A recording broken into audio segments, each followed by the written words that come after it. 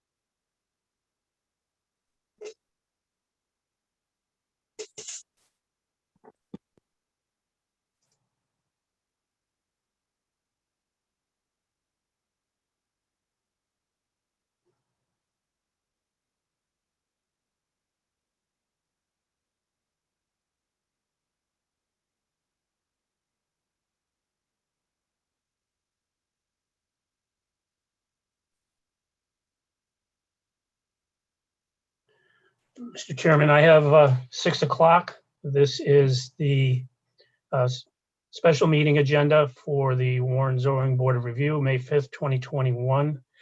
You do have a quorum. Mr. Ellis, you are here. Mr. Ranone is here. Mr. Atwood is here. Mr. Alves is here. And Mr. Thibodeau is here.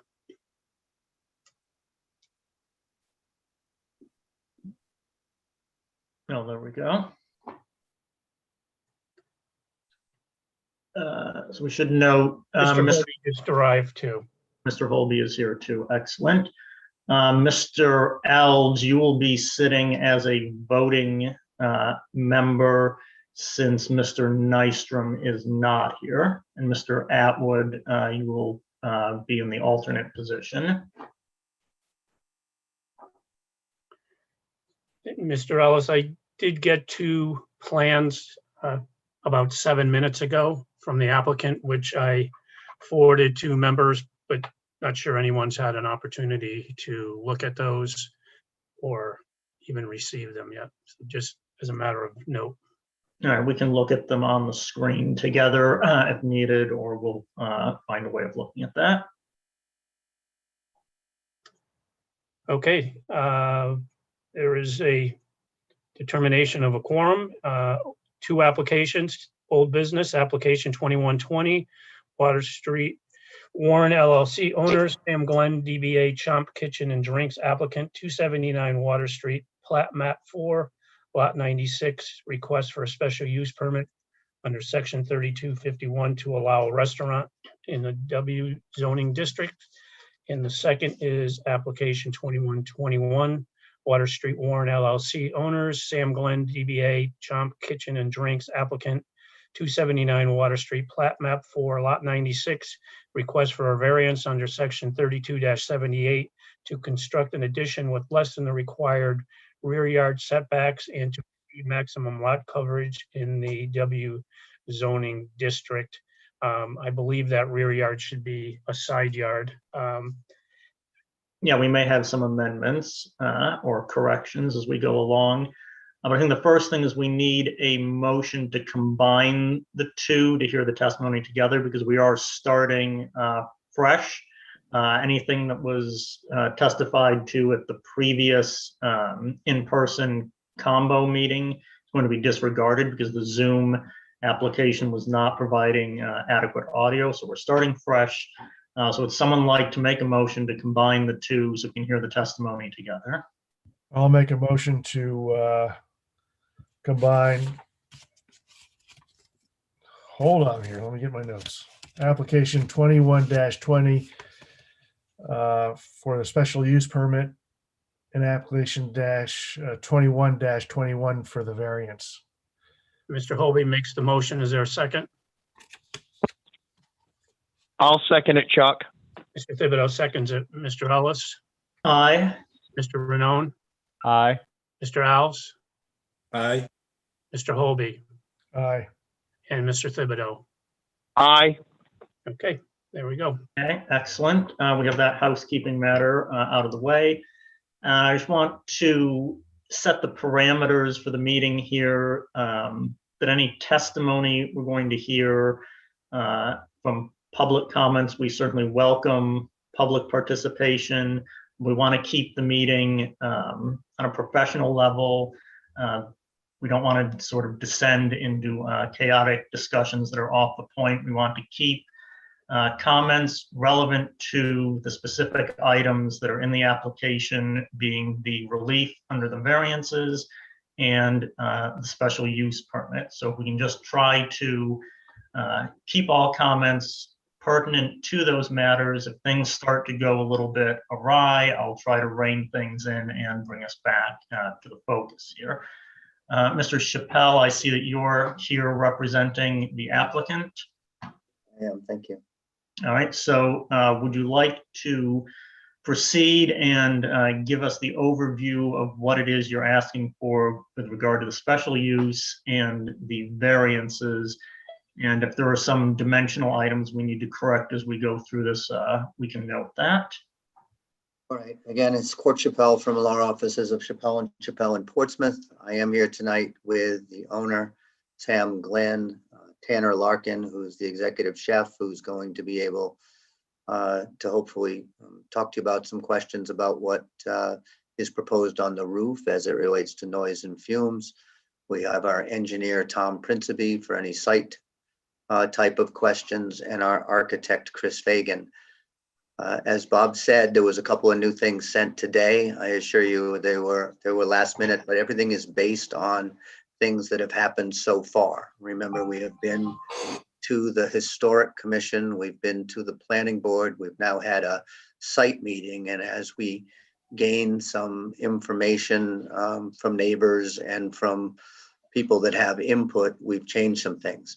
So I will begin by saying that, in my opinion, we need a special use permit to put a restaurant in the waterfront district, mainly because your zoning ordinance requires a special use permit to do just about everything there. There's a pretty simple four-prong standard about the comprehensive community plan, compatibility with the neighborhood, hazards and traffic and those things, and I'll try to address each of those points. We also now, I think, have two-dimensional variances that I'd like to outline to make sure that the board and I agree on them. Remember that originally, one of the variances we had was for lot coverage. And that was because we were adding some things and removing some things. But the largest thing that we were adding that wasn't presently considering lot coverage was the deck. After discussions that a patio at grade would not be a lot coverage issue, we have, and if Bob, you'd be kind enough to bring up that Tom Principe site plan, I had it color coded so I can show you exactly what is being added, exactly what is being removed, and the difference, and which will allow you ultimately to not pass judgment on a lot coverage variance, because lot coverage will be decreased from 4,374 feet to 4,066 feet. And it started at 33.8.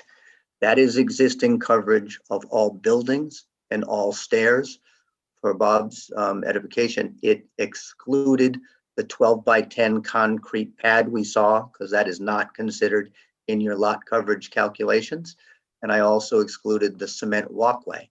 We still showed things that were being removed because it's also important to show you that we're removing pervious things and making them impervious, but that's not necessarily a lot coverage issue. So we're requiring no dimensional variance for an increase in lot coverage and are actually proposing a 2.38 reduction in lot coverage.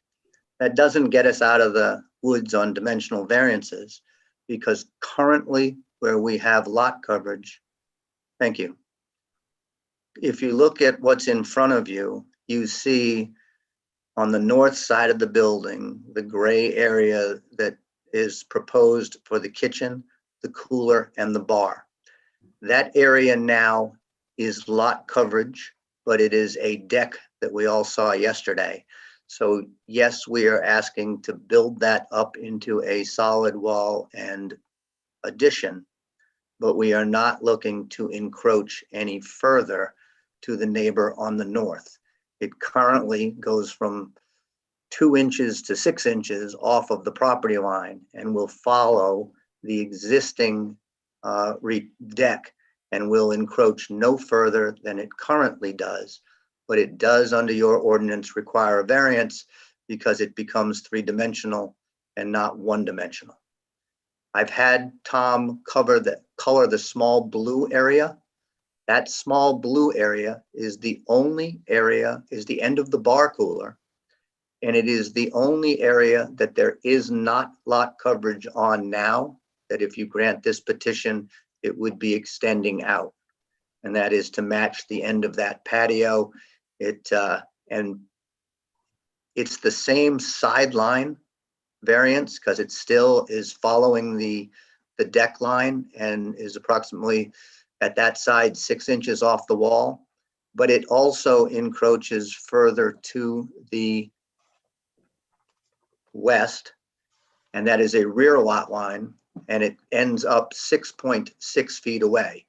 Remember that anybody that was there yesterday, it's still on top of the existing wall. It's the area now that's either the deck or the shelled area where there are tables, but that square is the only square that we are proposing building that isn't currently occupied by lot coverage material. And in my opinion, again, we now need a special use permit. We need a side yard dimensional variance to follow the existing deck and make that structure 3-dimensional. And we need that to extend that 4 feet in the blue area along the side and be 6.6 feet away from the rear lot line to the west. And that should be the sum and substance of what we have in front of us here tonight. All right. If I may, Counselor, this is Mr. Rainone. So are Okay. you indicating in your testimony that you are now below the required 30% maximum building lot coverage? No. Or you have reduced it, but it is still above that 30% threshold? It was 33.8 when you take the figures that were submitted.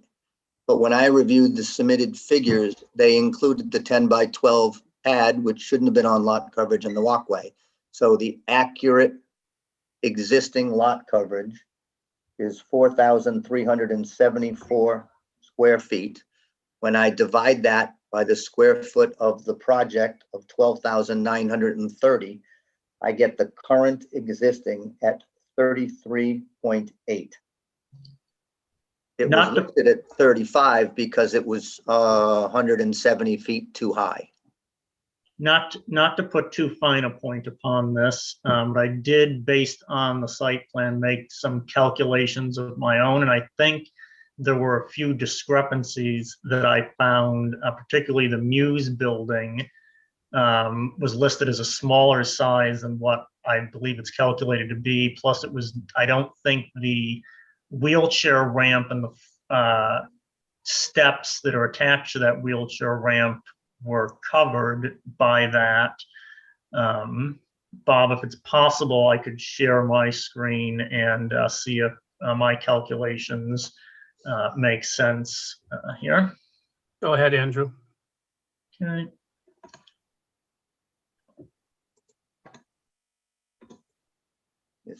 Is this visible now? No, it's not. All right, so, oh, wait a minute, I think I have to click something, right? You have to click on what Oh, you're. yep, got it. Sure. Is it visible now? It is. Okay. So just if you bear with me for a moment, Mr. Chappelle, I can go through. So I measured this off the site plan with software that we use for this purpose. This whole deck area at the back was 1129. My measurement, you have 1130. I think that's makes sense. The building I got 2054. You had 2055. I think that makes sense. This building, the little porch wasn't drawn, but I estimated it in, and my number matches yours 460. I think that's reasonable. It's up at the front here that I'm not sure this was all accounted for. If I measure all the stairs in this building, it's 672 on the Muse building. Then there's this wood deck that's 123. And then I've estimated in about 210 because there's the concrete wheelchair ramp that is a structure and the front stairs and stoop that are part of that ramp. So I think based on what I'm estimating, I'm coming up with 46, 48 or in that neighborhood of your existing coverage. So we may need to double check some of these numbers, I think particularly with regard to the Muse building. And I do understand that. I think it's a difference between whether we counted the cement ramp, but there are, at least we can say this, that our numbers seem accurate to all of the structures that are being affected. And because there's nothing being added or subtracted at the Muse building, except going down, we are, although we're over 30 before and over 30 after, it would be my position that we do not need a dimensional variance for to go down in lot coverage, but only to go up in lot coverage. I don't think we need to get to 29. Is there an existing variance for lot coverage on this property? No, there's not. So Ben, can you please weigh in? Because we're expanding this use on the property and there's not an existing lot coverage variance, does the new expanded use need a variance because it falls above the threshold? My opinion that in fact, I would think a variance would be appropriate. Although there's a reduction in it, it's still above the allowed in that area. So my opinion is up or down, a variance is required because of the change in the use of the property.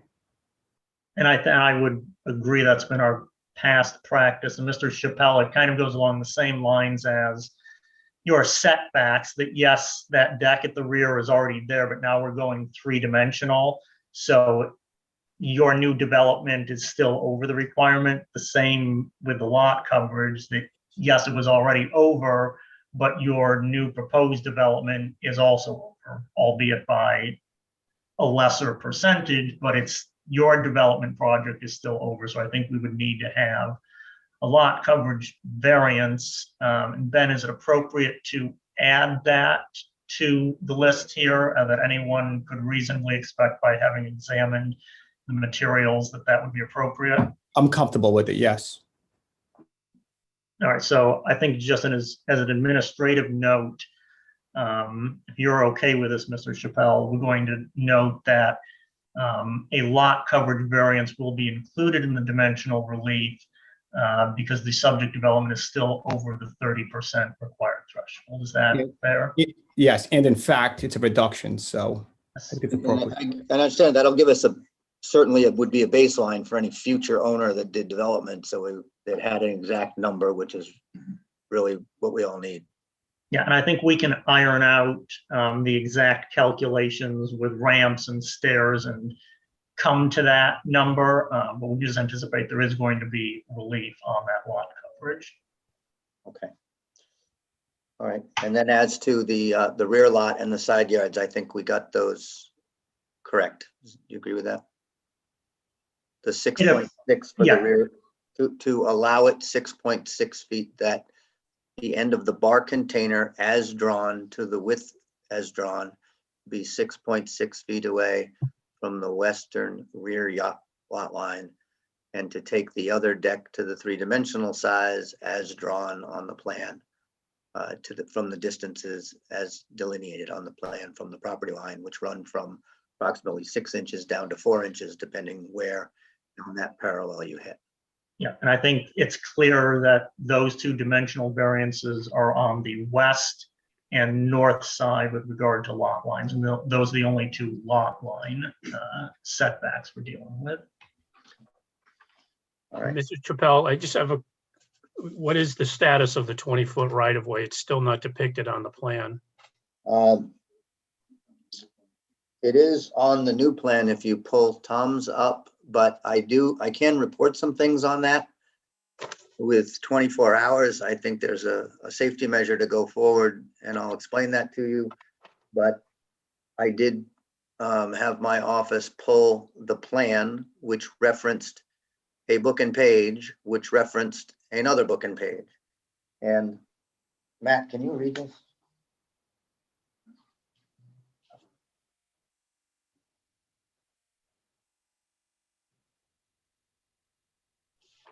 So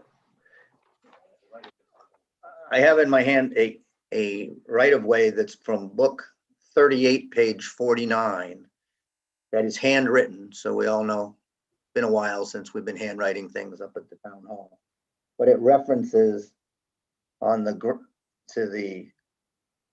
of the granted premises which may exist over a portion of said granted premises to something and repair over a way 20 feet to maintain the steps thereon. So it is kind of a typical old utility easement. It's a 20-foot right of way so that a zero lot line can lean a ladder to paint a building and maintain the steps thereon. And I'm sure if you can maintain the steps, it suggests that people can pass and repass by foot on those. There's no reference to vehicles or anything else, but it exists and it's there. I think that was creates. not depicted on the plan that I was provided this morning, the site plan that Mr. Principe. I think, Bob, you made reference to the two plans that you got last minute.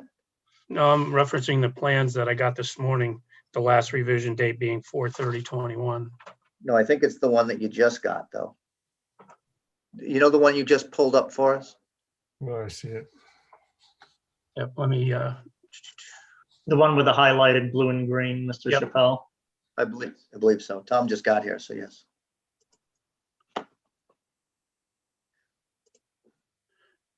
So if we couldn't put that back up.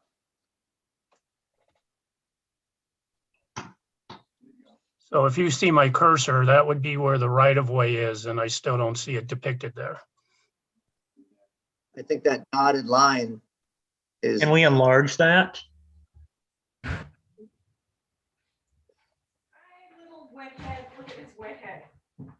And we have a wet head.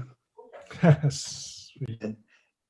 Tom, other than the dotted line, did you reference it did you then just put it in the key to the?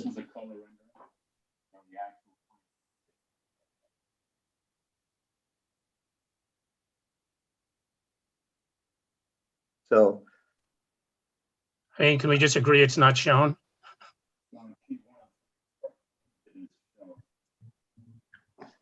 come on, sheet 1 of 3, I think they only have one sheet. Well, does it matter if it's not shown or we just know that it's a 20-foot right of way? At some point, it's going to need to be depicted on a plan. Yeah. We did, I'm just not sure we got it. I think we sent you a sheet and I just heard Tom say sheet 1 of 3, so I don't know if there's 3. I'm reading from a plan that clearly has that dotted line at the 20 feet. Yeah, This is we what- displayed This on the is what you screen just now. sent. This is what you sent at 5:53. But I have to move I have pictures where it is on the plan. Is this the 20-foot here? That's correct. Okay, so if you look at that colored plan, do you see the parking spots 7, 6, and 9? I think it's 7, 8, and 9. 7, 8, and 9, I'm sorry. And do you see the end of those parking spots, the northerly side of that? You'll see a dotted line. Which has a dimension of 30.6, so he's running the No, dimension. it's 30.6 to the building. So I'm that's just the saying that, just as a title matter and as a plan matter, that 20-foot right-of-way should be clearly depicted. Okay. It's not. Yeah, I think we can will- get that corrected. I think the board members, do the board members understand the concept that there's a 20-foot path there That's all that's a I'm right trying of to way? establish. And I have a plan where it's labeled more clearly, but I'll make sure we get that. And Thank I you. think what that changed, what I was looking to see if it was a 20-foot kind of driveway path, because that would affect both the neighbor's ability to park in it and our ability to draw a parking spot in it. It's silent as to that. So it really seems to be that maintenance type easement and to use. I think the safest thing for us to do is to worry about the legal aspects between two landowners later, but not to draw things in it that give us benefit today. And to the extent you can't park in that area, we would have lost one of our parking spots.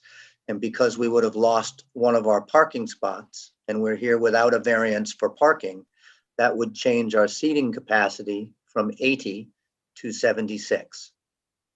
But I do think at some point, if we can straighten out the legal aspect of that, that it should be allowable for parking. And I assure you from reading it, something that just says the way it's written, I'm not sure what happens, but Mr. Bullock and Mr. Glenn, if this goes forward, are the only people on the planet that benefit from that easement, his tenants and us, and it could be renegotiated some way, which includes a parking spot for his tenant that has a door there, but that is between two people. And I think if we just remove the single parking spot today and get for one less, then I think we're fine. At some point, if we get that parking spot back, if we have to come in to amend to add 4 seats, I'm sure that's not a very big deal at that time. Yep, I and think it's fine, and I think, unless there's anything else, I think we understand the concept that there's an easement there. I don't know that we need to spend any more time on that right now, if you've agreed that you're not going to show anything in there for your purposes of the parking count. Bob, did you want to add something? No, and I don't want to belabor the point. I just want to make sure that at some point we clearly depict that it exists. Yeah. I think if we get to a motion, that can certainly be a condition that updated site plans have to be submitted, clearly depicting that. Mr. Chappelle, is since we've started down the road here of the parking, your testimony is you're not seeking relief on the parking. You have adequate parking. Do you have in the documents that have submitted somewhere a breakdown of the parking requirements for each of the 3 businesses? So what does the Muse require?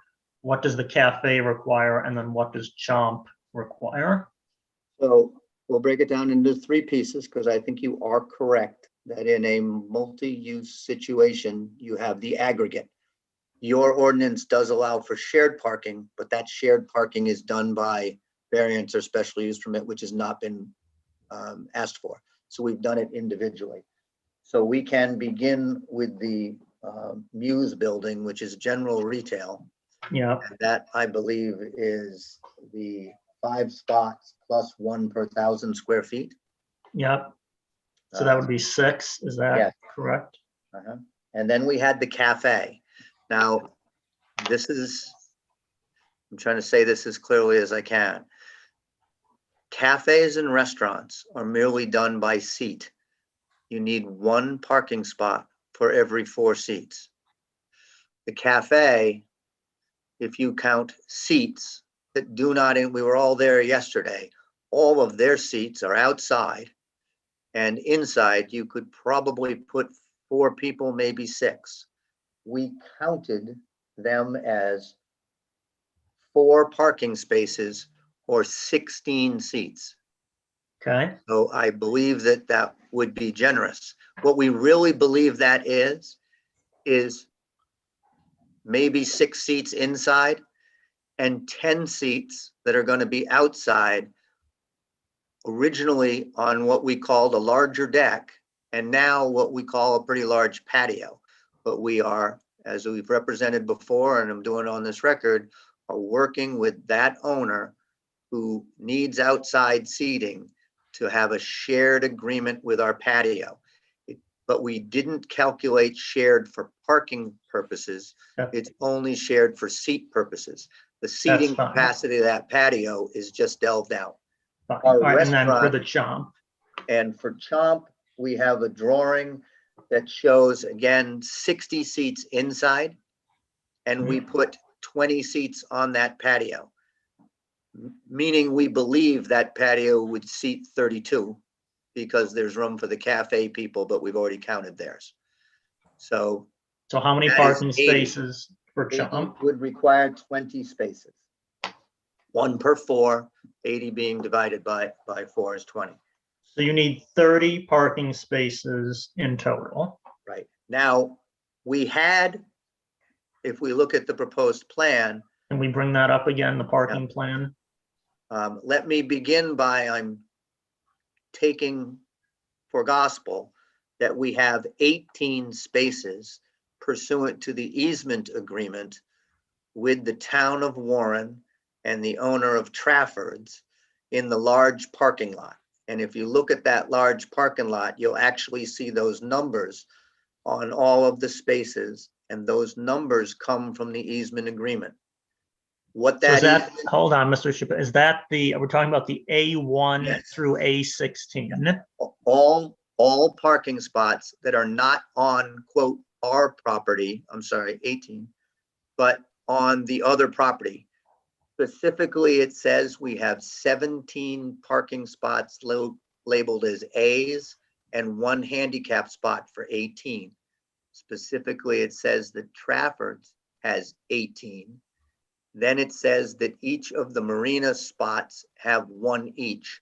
And then the rest belong to the town of Warren that we have a right to use, but that is certainly not exclusive.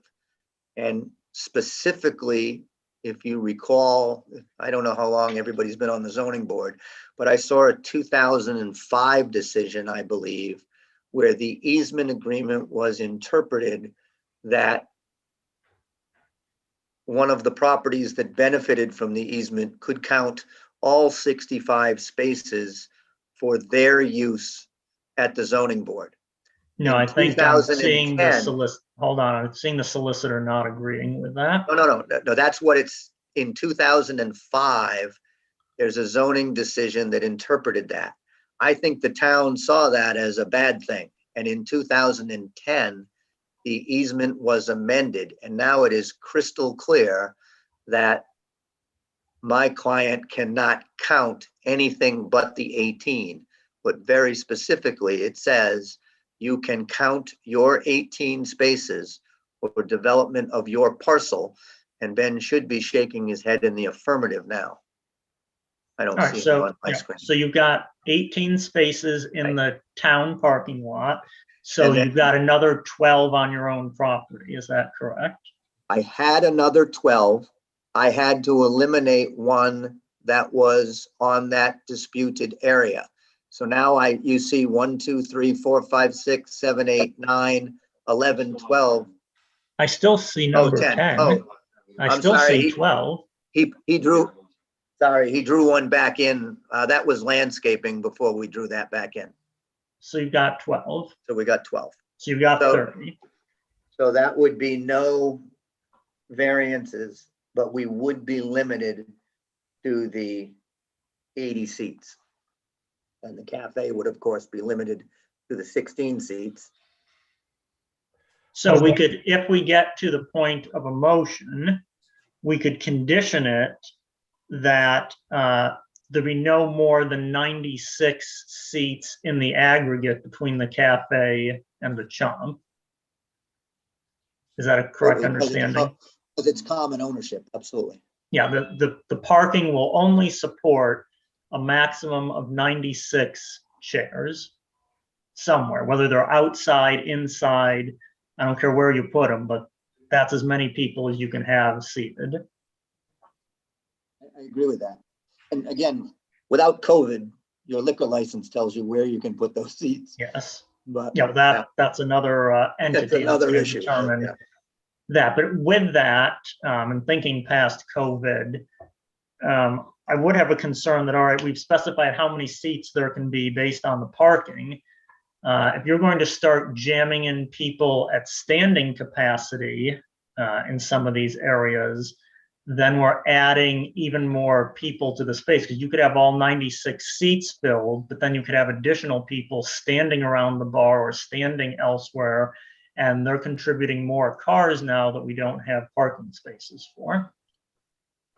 Well, it is an area, I understand your question, except seating capacity is usually how we regulate things. And this is in fact an area, according to your comp plan, that we're developing to invite people to come by boat. And we're developing to invite people to actually be walking around on the waterfront and stop in the different places. So the fire department is certainly going to limit the capacity of any building and any deck.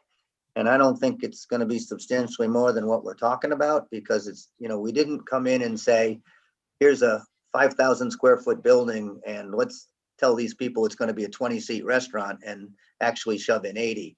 We drew everything so you could see it. It's a conservative drawing. It puts seats in all the spots, and that's what we got. And that's why we tried to draw those seats. We do expect that some people will walk, but we, quite frankly, don't expect to always be at capacity either. So Yes, I think, but regardless of, I mean, the fire department might even give you a higher occupancy number based on square footage. But it's possible that we could make our own condition to limit the occupancy lower than that. So if you've got 80 patrons that you can have in the restaurant, we could potentially limit that whether they're in chairs or standing or whatever, you've got 80 people in the restaurant. And then out on the terrace there, we could say that's 32, whether they're standing, seated, whatever, that we're going to give you an occupancy limit. How you seat or stand the people is up to you and the fire department. But I think we may want to condition the total occupancy of the facility. Mr. Ellis, I think you also would need to condition this on the fire chief or the fire marshal approving the additional parking in terms of them having access. I mean, it looks great on paper, but it's pretty tight there right now. So I mean, Yes. I would be uncomfortable just making any kind of approval without their review of the plan. Yeah, certainly. We could make a, conditional review that, or conditional approval, potentially of the parking spaces as drawn, and the occupancy limits we want to set, but all that would be subject to review by the fire marshal. And if he sees fit to lower the number of parking spaces or lower the occupancy count, then we would have to abide by that. So basically what we would be approving is what we feel would be the maximum allowable occupancy if the fire marshal concurs. It might end up being less, but it's not going to be more. I certainly understand if the fire marshal comes in and says that when we actually start grading and doing that parking work, because right now this plan is going to call for some shifting of some of the landscape areas, for instance. And when we're done, if he says that's not a real parking spot, guys, then he would be able to report to the building inspector that it's not 12 parking spots, it's only 10. And I would ask that your vote is just that the occupancy be reduced in proportion to the requirements of the ordinance. I think that's fine. I think you're going to have this reviewed to get your building permit by the fire chief long before you start actually making the parking spaces. So you're going to know what the constraints are. But I just want to let you know that we're likely going to give you a maximum occupancy number for your patio and for your indoor space. And if the fire chief sees differently, it might be lower, but it's not going to be higher. Even if the fire chief says, oh yeah, this space is big enough, it could actually hold 150 people. We're setting a maximum limit there. It's either what we set or the lesser amount set by the fire chief. I certainly understand that the fire chief, and I understand your concern that you don't want us to turn an 80-seat restaurant into a 200-seat restaurant.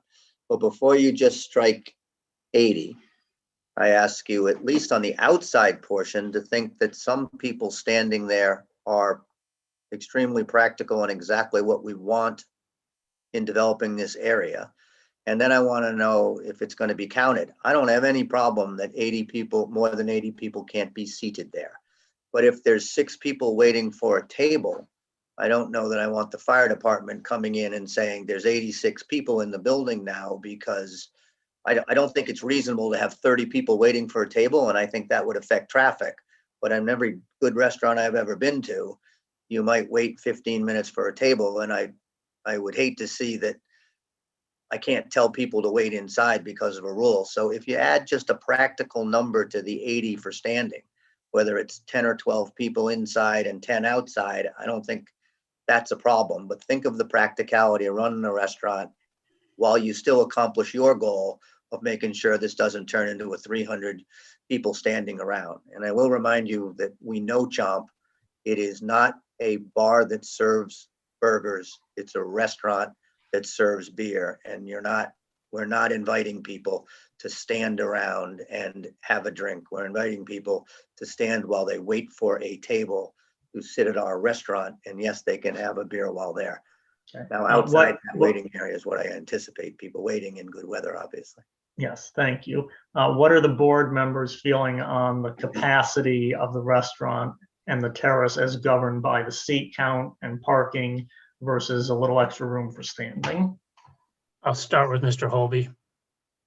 My feeling is that Mr. Chappelle was very generous with the coffee shop. I've been in that coffee shop. I don't think you can even have 2 seats in there hardly with someone walking by. So I know it's in the aggregate, and I take his comments to heart about if you're at the bar and you're waiting for a table. I don't think, I'm not so sure we should be limiting the seating. I think that should be something the fire department could do. And we have the parking. He has the parking. People will be coming by boat. They will bicycle there. They might park it somewhere else and bicycle or walk. So if I know we don't want a crowd or some big thing, but I think that we're not in the restaurant business. Maybe they can limit the seating or the occupancy better than we can. And I just don't think if they are allowed 80 seats, we allow 80 people in there. I think there should be people allowed to be standing around the bar waiting for a table, or there's 2 seats at the bar and there's another friend there and they want to stand around while they're having a drink. I think that's okay while they're waiting for a table. So that's sort of my opinion, to be a little bit more generous with the seating limits and let the fire department determine most of that. Mr. Ranone? I'm inclined to agree with Barrett. I think limiting the aggregate number of people who can be seated and eating at any given point in time based on the amount of available parking, that makes sense to me. I'm not necessarily sure that it's a good idea to limit the number of people who could be standing and using the restaurant's facilities at any given point in time, because to Mr. Chappelle's point, it does raise the question of why are they there? Did they walk off Water Street to come and have a drink and stand on the patio and look out at the water for 15 minutes? Are they waiting for a table? Are they waiting for someone else who might be finishing dinner? I think there are a lot of variables in standing room that make it very difficult to determine exactly how someone may have gotten there and how long they're going to stay. So I think that may be overly limiting if we start policing standing room capacity beyond the fire marshal's ability to say you can or cannot have X number of people physically in this building at one time. Thank you. Mr. Thibodeau? Hi, I agree with Barrett also, and I really think we should let the fire marshal set the maximum people in the building. Mr. Alves? Yeah, I agree with the consensus. I think the seating capacity should be restricted to the 80, and the aggregate should be monitored and recommended by the fire department. Mr. Ellis, did you want to hear from Mr. Atwood, even though he's sitting as an Yeah. alternate? Yes, he can offer some comment if he wishes. Mr. Atwood? Yeah, I don't mean to repeat what everyone else said, but it makes sense to me, limiting based on the seats, but letting the fire marshal have jurisdiction over the number of standing in aggregate. Thank you, Mr. Atwood. Back to you, Mr. Ellis. Excellent. So I think for now, and there may be issues that come up in the public comment, but I think we've sort of gone full circle on the parking and the seat count. And I think that we understand what it is that's being presented. And we've dealt with the lot coverage. Now, Mr. Chappelle, the next topic I'd like to sort of address in detail is the new construction, the physical addition to the building. And if you can just describe what measures are being taken with regard to the proximity to your neighbors when you build this addition, vis-a-vis fencing, privacy, the mechanical system, the venting system, those sort of concerns. Well, I'll begin by saying, when we looked at the building, we saw that the current interior of the building, based on our experience, was too small to adequately run the operation that we're looking to run. So we looked for expanding in a direction that made sense. We start by, we had that deck that was overlooking the neighbor, and we could have used that as deck space or outdoor seating, I guess. And we could have tried to expand in another direction. We actually thought, from looking at the property, because there was a deck there and because of the wall that was there, that we could propose to put the kitchen there. By doing so, there would be no windows on that wall, so that the parties to the north would benefit from not only no additional noise, but more insulation or more building between it that wasn't occupied.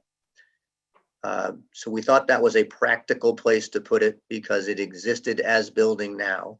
Anyone that looked at it yesterday looks at it as the junk space. The building there would clean up the junk space. We actually believe it would be better looking from that area.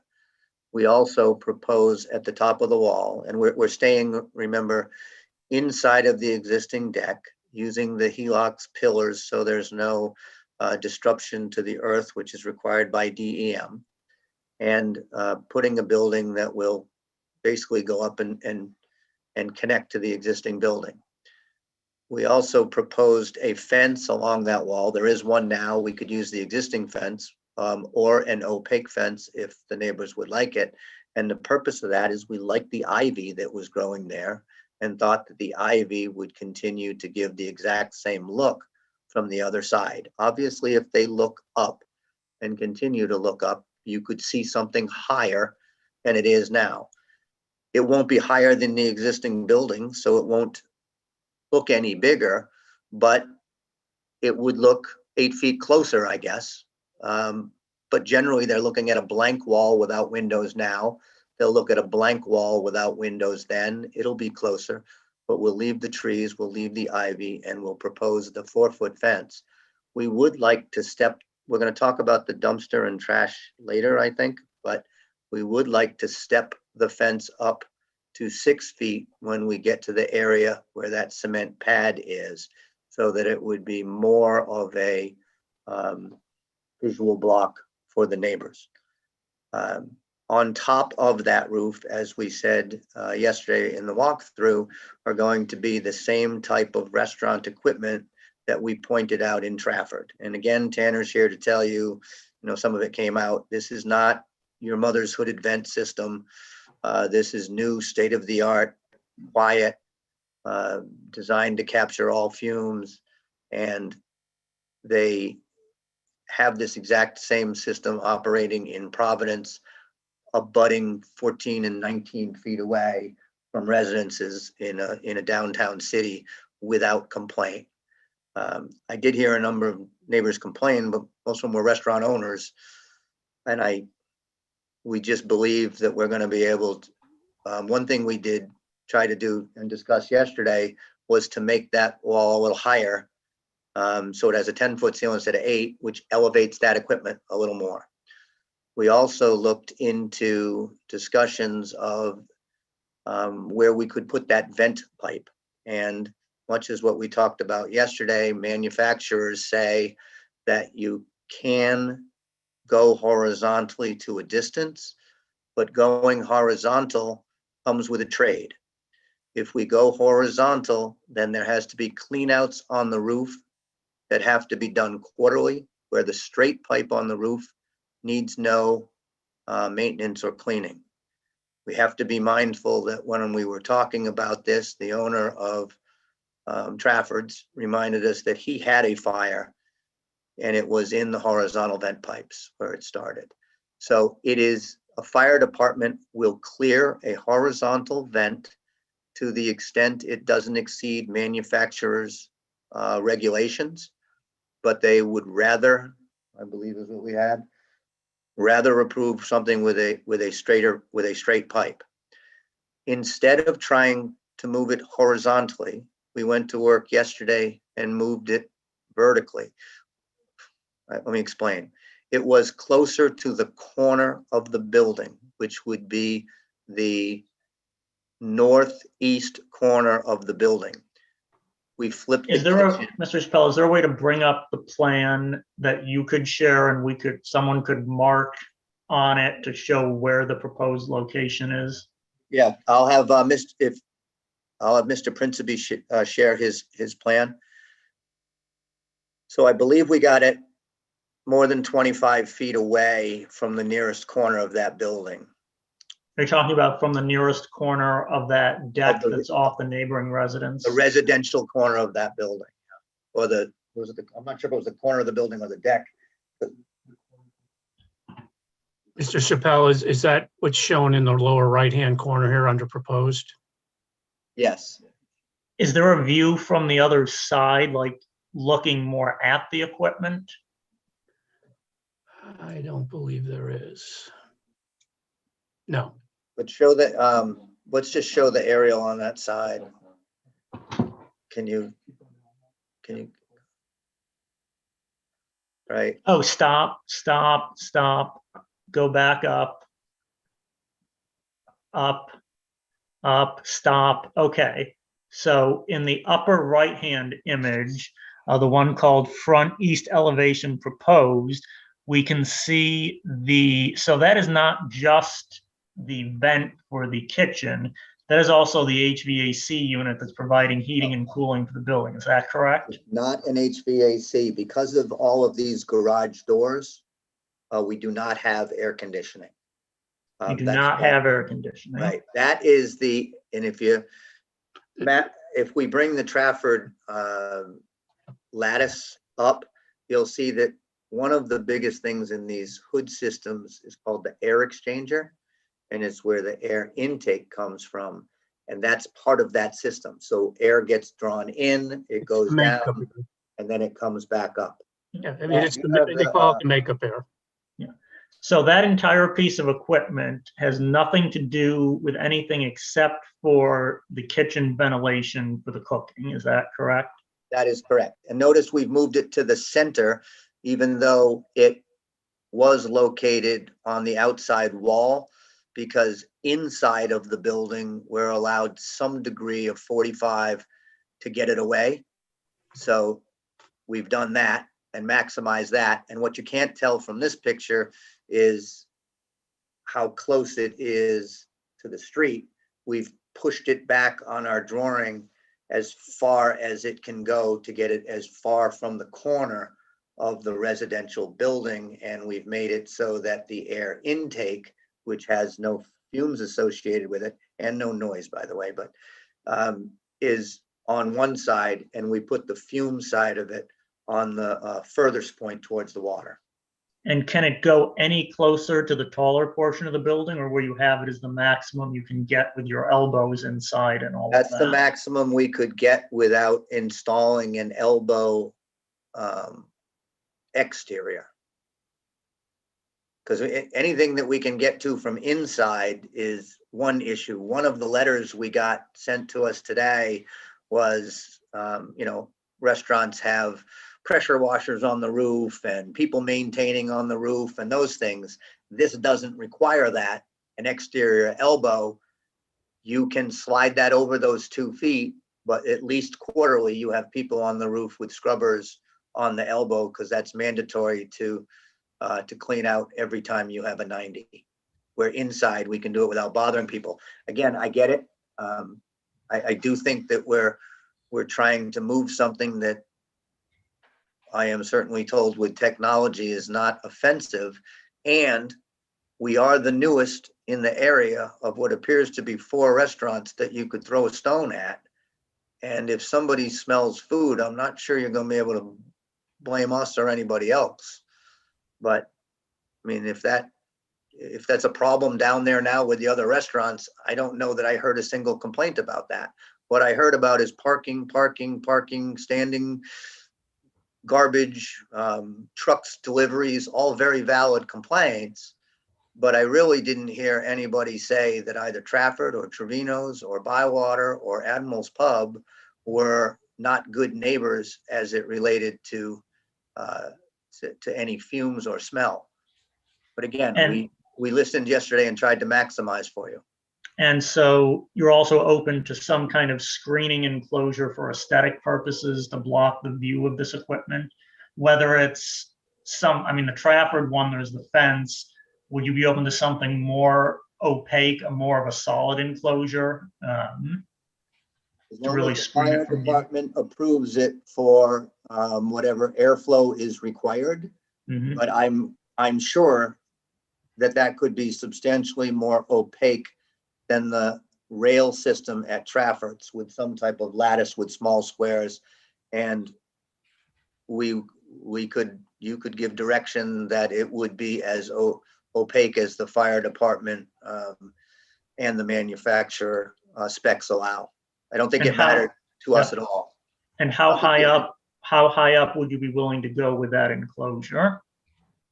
I believe that enclosure should be high enough so that viewing from the ground at that horizontal position, I think if you look at, I don't know if it can go as high as if you recall when we were there, everything was below the plane of the top of the fencing except the flue itself. Mhm. Flues usually have an unobstructed, so Yeah. we'll take it again as high enough to block 100% of the equipment, but subject to the height requirement to leave the flue open, if that makes sense. Yeah, so subject to the fire department's requirements and the manufacturer's requirements for ventilation, you would raise the screening as high as physically possible. Yes, I think that the difference between building that 5 feet high and 4 feet high or opaque and not opaque is just to make it better for everyone. I don't think you're costing us anything. I think you're just asking us to be good neighbors, and that's a given that we would agree to The that. screening could even, if it's a live roof, you could even plant some more ivy on the screening of that equipment that perhaps could even grow up and be even less noticeable to the neighbor to the Right. south. And I actually saw today at a project, a fake ivy that went on until the ivy grew. But and I guarantee from 40 feet away, you couldn't tell what it was. So you won't tell from the bottom. Yeah, Yeah. yeah, I think we can get into the details of the opacity of that. I think we can figure that out. But so just to be clear, there's no other rooftop equipment that's going to be generating noise. Is that correct? That's correct. And the picture that you see now, I think, is the neighbor's 6 AC units. Yeah, that's Trafford's AC units on the roof. Only everything that from their left is the hood vent air exchanger ventilation system. And your testimony is that the noise generated by that is minimal. Do you have a decibel reading or something from the manufacturer that gives an idea of what that would do? Yeah, and then they give charts. So they say, a fire truck is this much, and this is between a whisper and a residential neighborhood is the example they give, and it's 35 decibels or something, 32 decibels maybe. Right. And that's a tough. Yeah. As the municipal, you guys, if you know about decibels, you know that that's not high. But we know about decibels on this board. Yeah, because we've had extensive experience with that. So it's a little logarithmic though. 32 sounds close to 55, but it's not. All right, I just want to see. Substantially less than the limits allowed by our noise ordinances in all towns. That's good. I just want to see if we go through the board, any other feelings, comments on the mechanical equipment, privacy to the neighbor, negative impacts on the neighbor. I'll start with Mr. Holby. I think Andrew Ellis's suggestion of screening that equipment is a good idea. And I would add to it either the fake ivy where hopefully real ivy could grow so it's even more unobtrusive. And I think if that can blend in with the live roof, I think that's a good idea and certainly cleaner than the mess that's down there. We haven't gotten to the dumpster area yet, but I had That's some coming next. All right. Mr. Renaud. The dumpster area. Here is, Hold on. Mr. Chappelle, we want oh, to I'm just, sorry. We want to finish, I want to finish up comments on the Oh, I'm sorry. rooftop Yeah. and the fence and the screening of the neighbor. And then we're going to move on to the trashy part of this. so to speak. Mr. Renaud. I would agree with Barrett again that I think the placement is probably as good as it's going to get. I do think the trade-off in placement to not having to send a cleaning crew up there once every 3 months is probably a good one to keep any of the significant regularly serviceable stuff inside where it can be dealt with without bothering the neighbors is a good idea. And I would agree.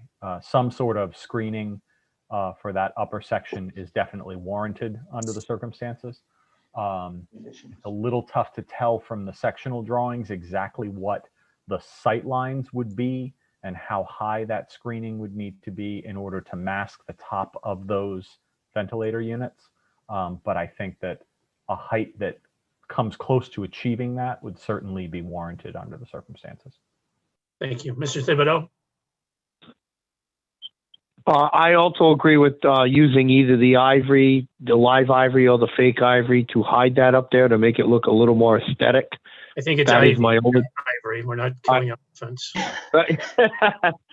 That's my only comment on that. Mr. Halves. Yeah, I mean, to not be redundant, I just think that Mr. Hobie's ideas and the screening of that, with some kind of a live or fake would be acceptable. Back to you, Mr. Ellis. Mr. Atwood, I'm sorry. Let's have Mr. Atwood offer anything.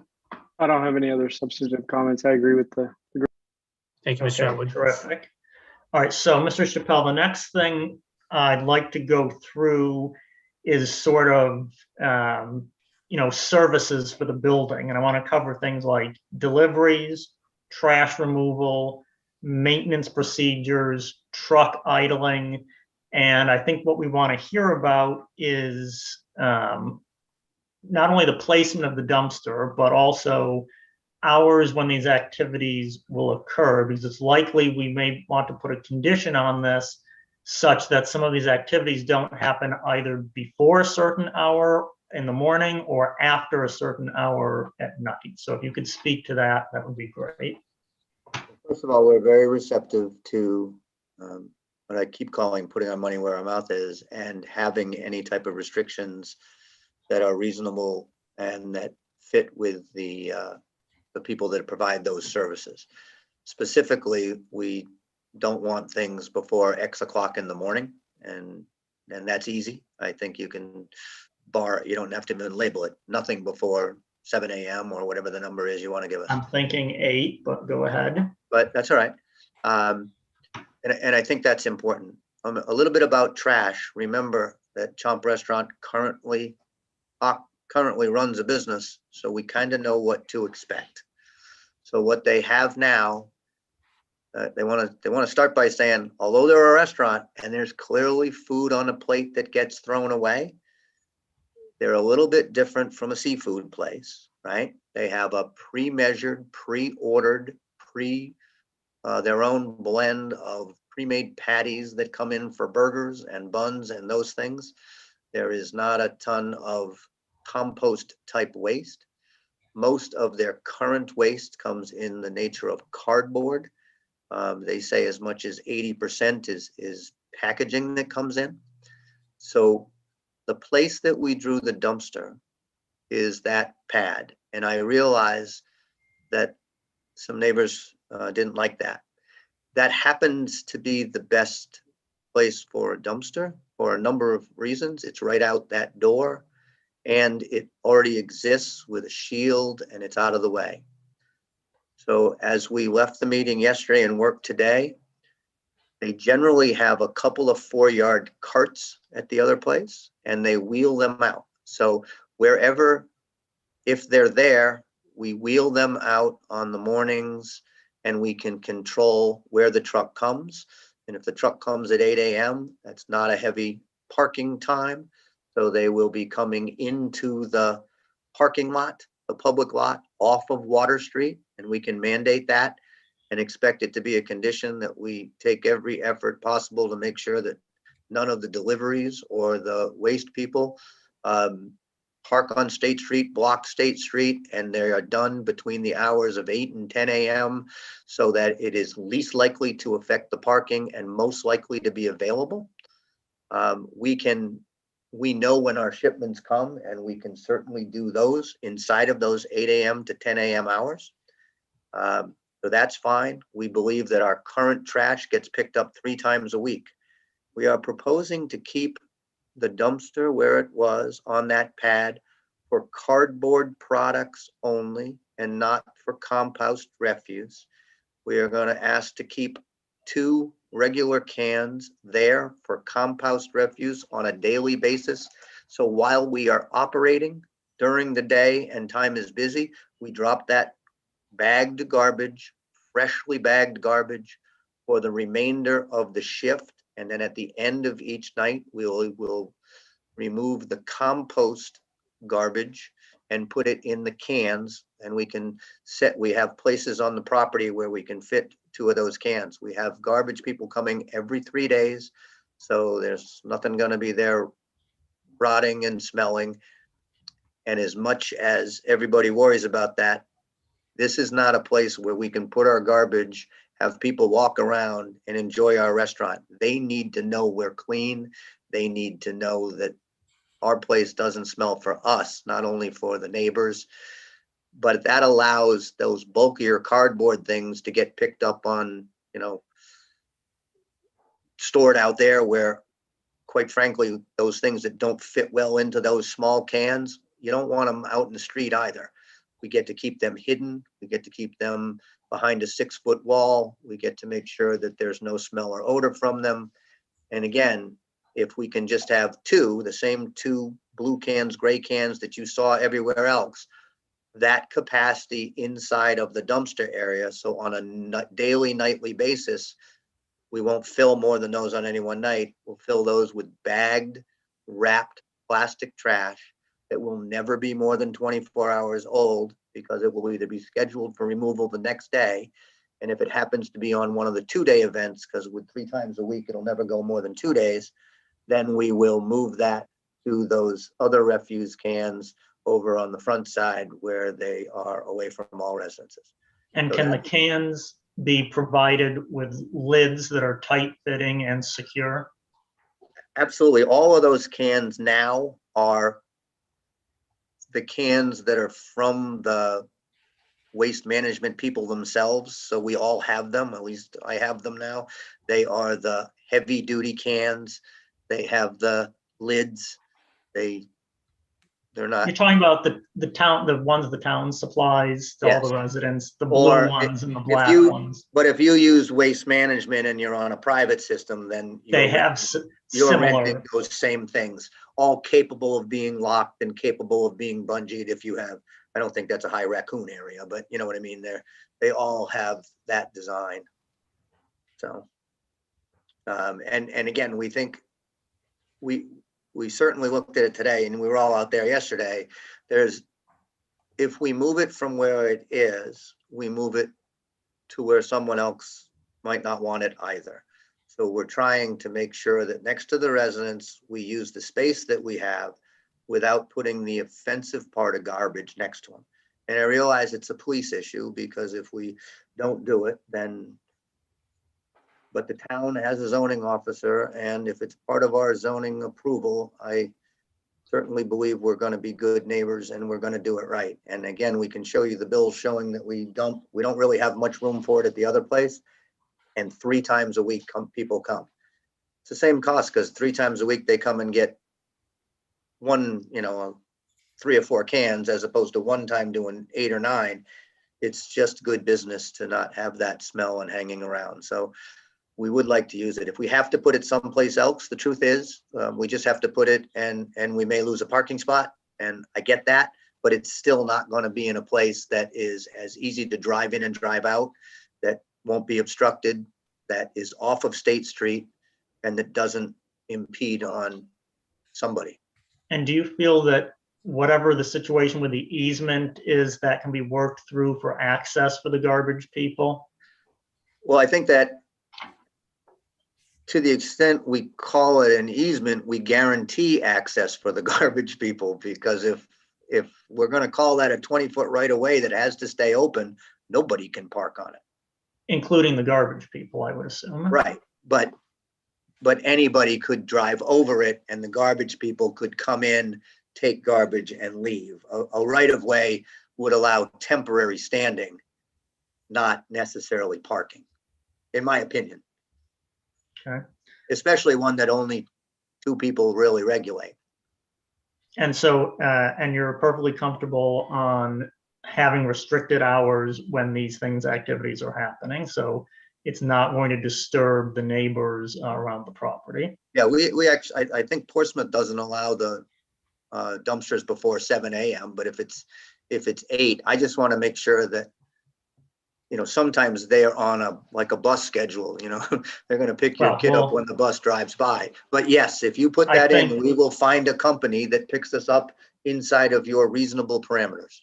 Yeah, I think 8 a.m. is reasonable. Yeah, we may hear commentary from the public on hours of disturbance, but I'm preliminarily thinking 8, but we'll see where that I'm also goes assuming on they that. don't do Sundays. I'm assuming that garbage companies don't come on Sundays. Yeah, we can, It apparently is Monday, Wednesday, Friday now. All right, yeah, we can address the specific hours and figure that out. Other concerns, truck idling, when there are deliveries, they can't sit there for 20, 30 minutes, engine running. Well, Sam is here. So again, because we have this operation, I'm going to tell him ask him what gets delivered and how long they stay. And so how many deliveries do you get now? We get deliveries currently Tuesday through Friday, and we get no more than 3 a day. Okay. And is it a truck that comes in, unloads, and then leaves? Mm-hmm. What's the average time a truck stays on the property? 10 minutes, less than 10 minutes. The truck drivers operate on a very, tight schedule, so they don't have time to idle. At least the vendors that we use. There are others that might.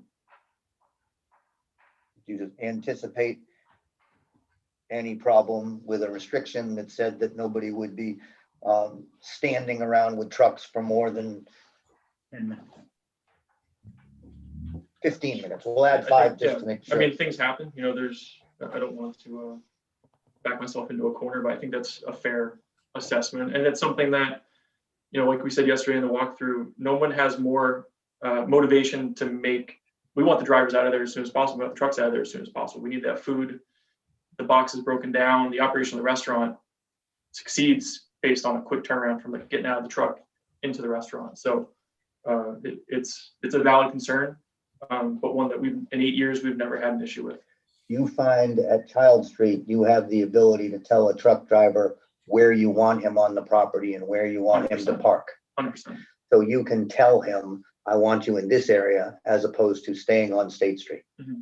And as part of this, you will be the manager of trucks, if you will, and you're representing that you will give them instructions to stay off of State Street and Water Street, and to get in and out and to park in a way not to impede the circular traffic of either your parcel or the parking parcel. And for non-refrigerated deliveries, would you have them shut off the engine while they're sitting there if there was linens or something not perishable? They didn't have to run the truck for that purpose? They already do. To the best of my knowledge, we'd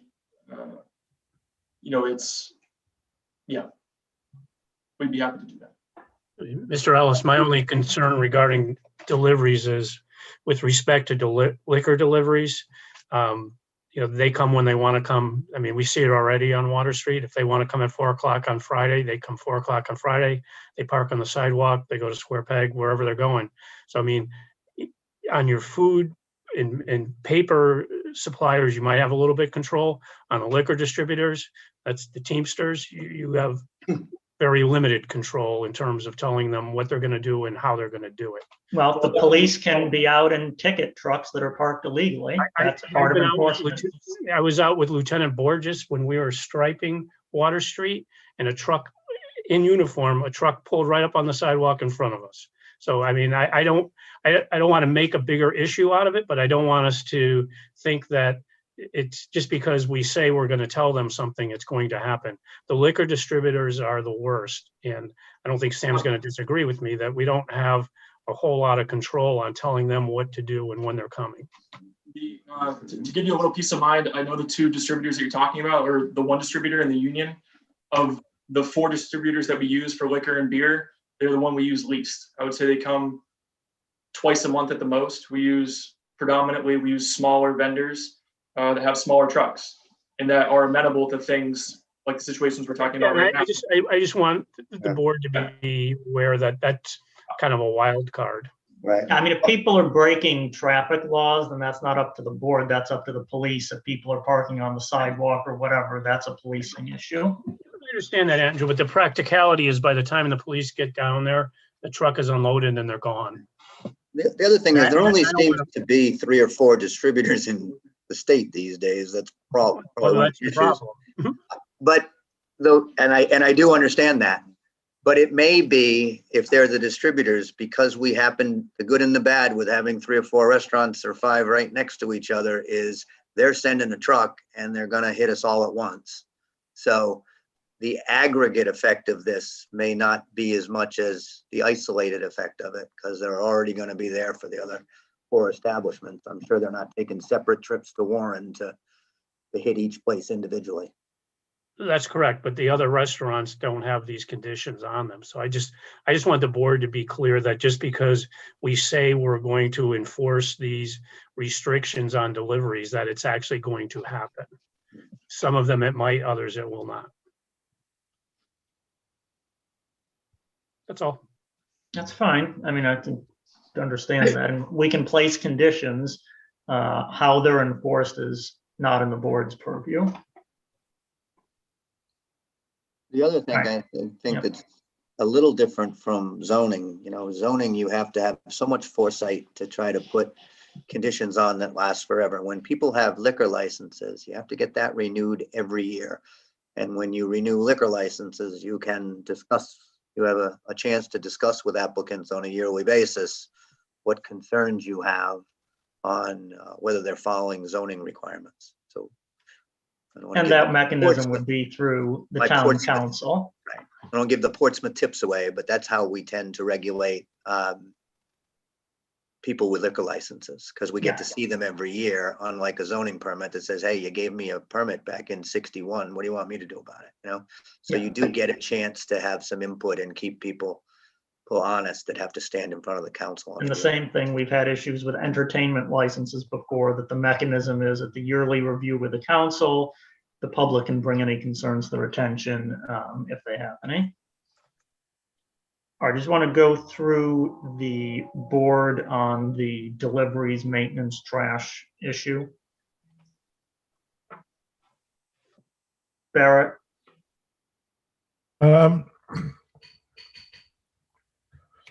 I think the fact that the restaurant knows their garbage and the cardboard and the 20% food is a good idea. I was going to suggest, because the roof is 10 feet high, that maybe they could cover the garbage area with lattice, something that maybe ivy could grow on. We're talking about ivy, but I'm concerned about the tenant and next door in the Bullock's house. If they're looking down on it, it's all garbage cans now. It's not very pleasant to look at, but if it can be a net gain where just put a, rain can fall through it, water can fall through it, but they cover it so it's not visible to people down there. I mean, like a trellis or a pergola or something, Barrett? A trellis or a pergola where something can grow on it, where they can put fake something on it. So when somebody comes out of the kitchen, they're really not that visible and they're just putting trash in there. I also wanted to, Hold on, Mr. Chappelle, what were you gonna say? We actually were gonna propose making that a garage door and putting it all inside. Well, we but were, we I had- was And we're going to okay with that, but we have suggest, a lot coverage variance Yes. issue we were trying to minimize, but well, it may we could do be, that. it may be the lesser of two evils. You're already over the lot coverage, so whether you're over by another 20 square feet, I mean, we have to have a variance for the lot coverage anyways. So it might be more amenable if there was a roof on this garbage enclosure with a garage door, that it's a fully contained thing, because to Barrett's point, from that balcony or rear deck off the residence, you're basically looking right down into that hole where the trash would be. I agree, and if you make it an enclosure and you have a door into the kitchen, the fact that it's not gonna smell is now a guarantee. Yes, so we can debate that, but my personal indication, my personal inclination is that I'd rather add a few more square feet to the lot coverage, which we're already over on, to achieve a goal that I think is going to be more beneficial to the neighborhood. I would agree with that as long as it's also then to continue the live roof, just extend that and maybe the garage. That door. would be very nice. Yeah, if we can continue the live roof onto the garbage area, that would be delightful. If we extend the building where the dumpster was going to be and make that kind of a three-sided garage with a garage door, Mhm. can we extend the live roof to cover that? Yes, yes. That can be done engineering wise. Okay, Mr. Renaud, did you have anything you hold wanted on, to? hold on. I think Barrett had another comment. We're talking about the deliveries or trash pickup. I would query, we had the same problem with the neighbor next to Bywater, and Trafford's also has the same garbage time or garbage. I don't know what their pickup times are. Maybe things have changed, but maybe make them similar times. So the same garbage truck might have the same account. He can do all at once and be done and out of there. I think that would ease some congestion. Restaurants have the option of using the town's vendor or hiring a private vendor, so don't assume they're all on the same schedule. Okay, but that's fine. Before we talked about putting a live roof on the garbage area, I was going to ask that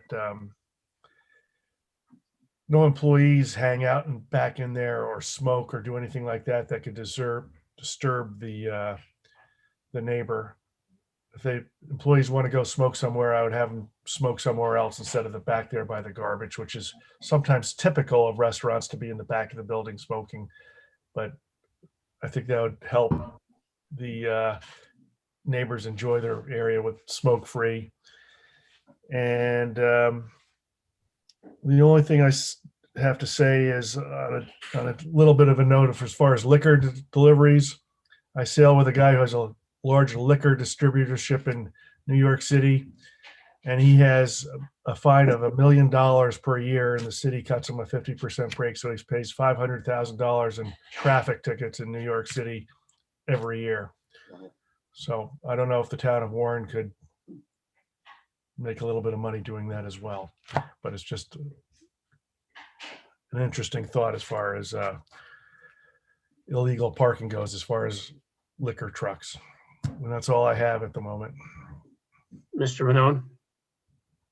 I would agree with everything Barrett said, and I really like the idea of extending the green roof to cover that area.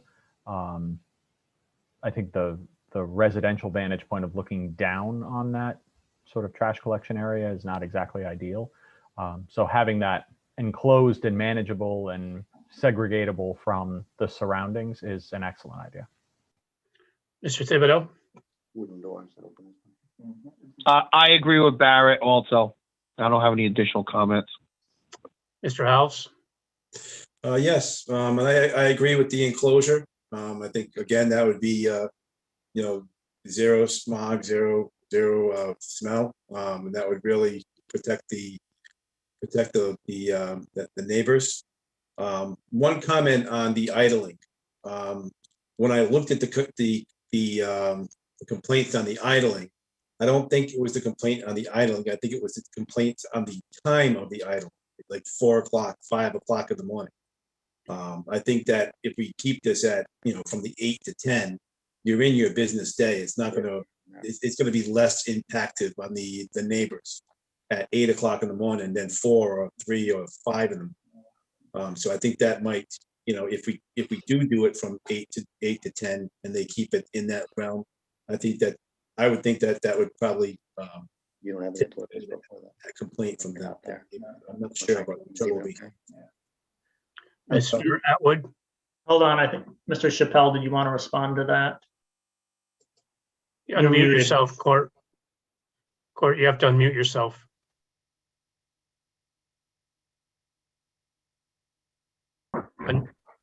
There we go.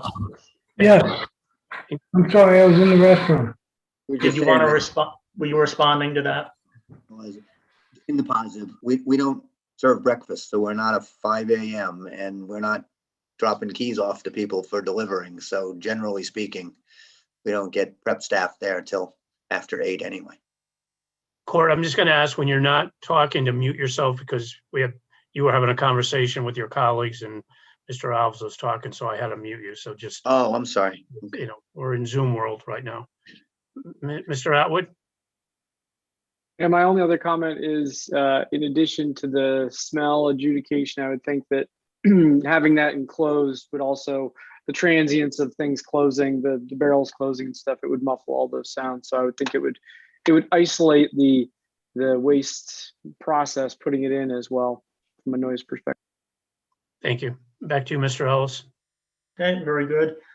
So there's one more sort of topic I'd like to go through before we go to the public comment, and that would be the discussion of the pickup window part of the operation, traffic management.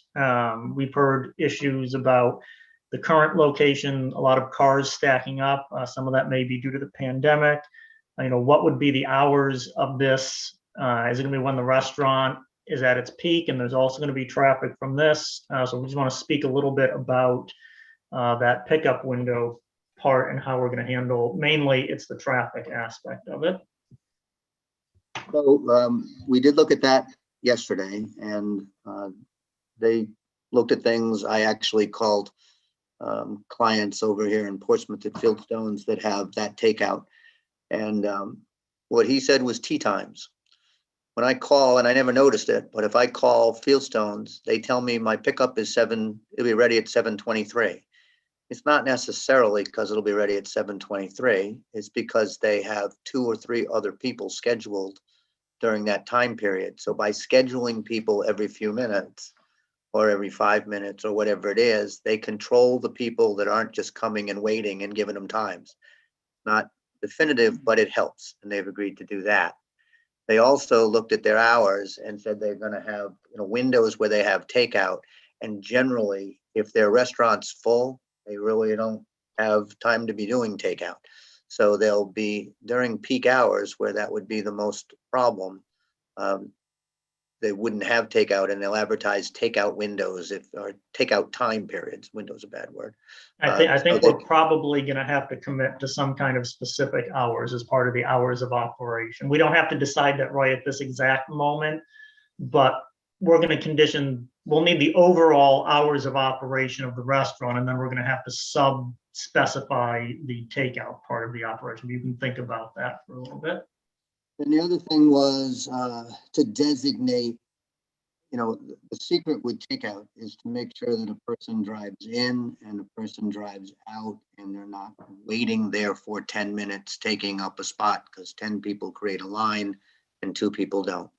So again, they'll have time periods, and then we'll identify spots that can be seen from the window so that when someone comes up between cell phones and things, you can immediately have a response to take a person out.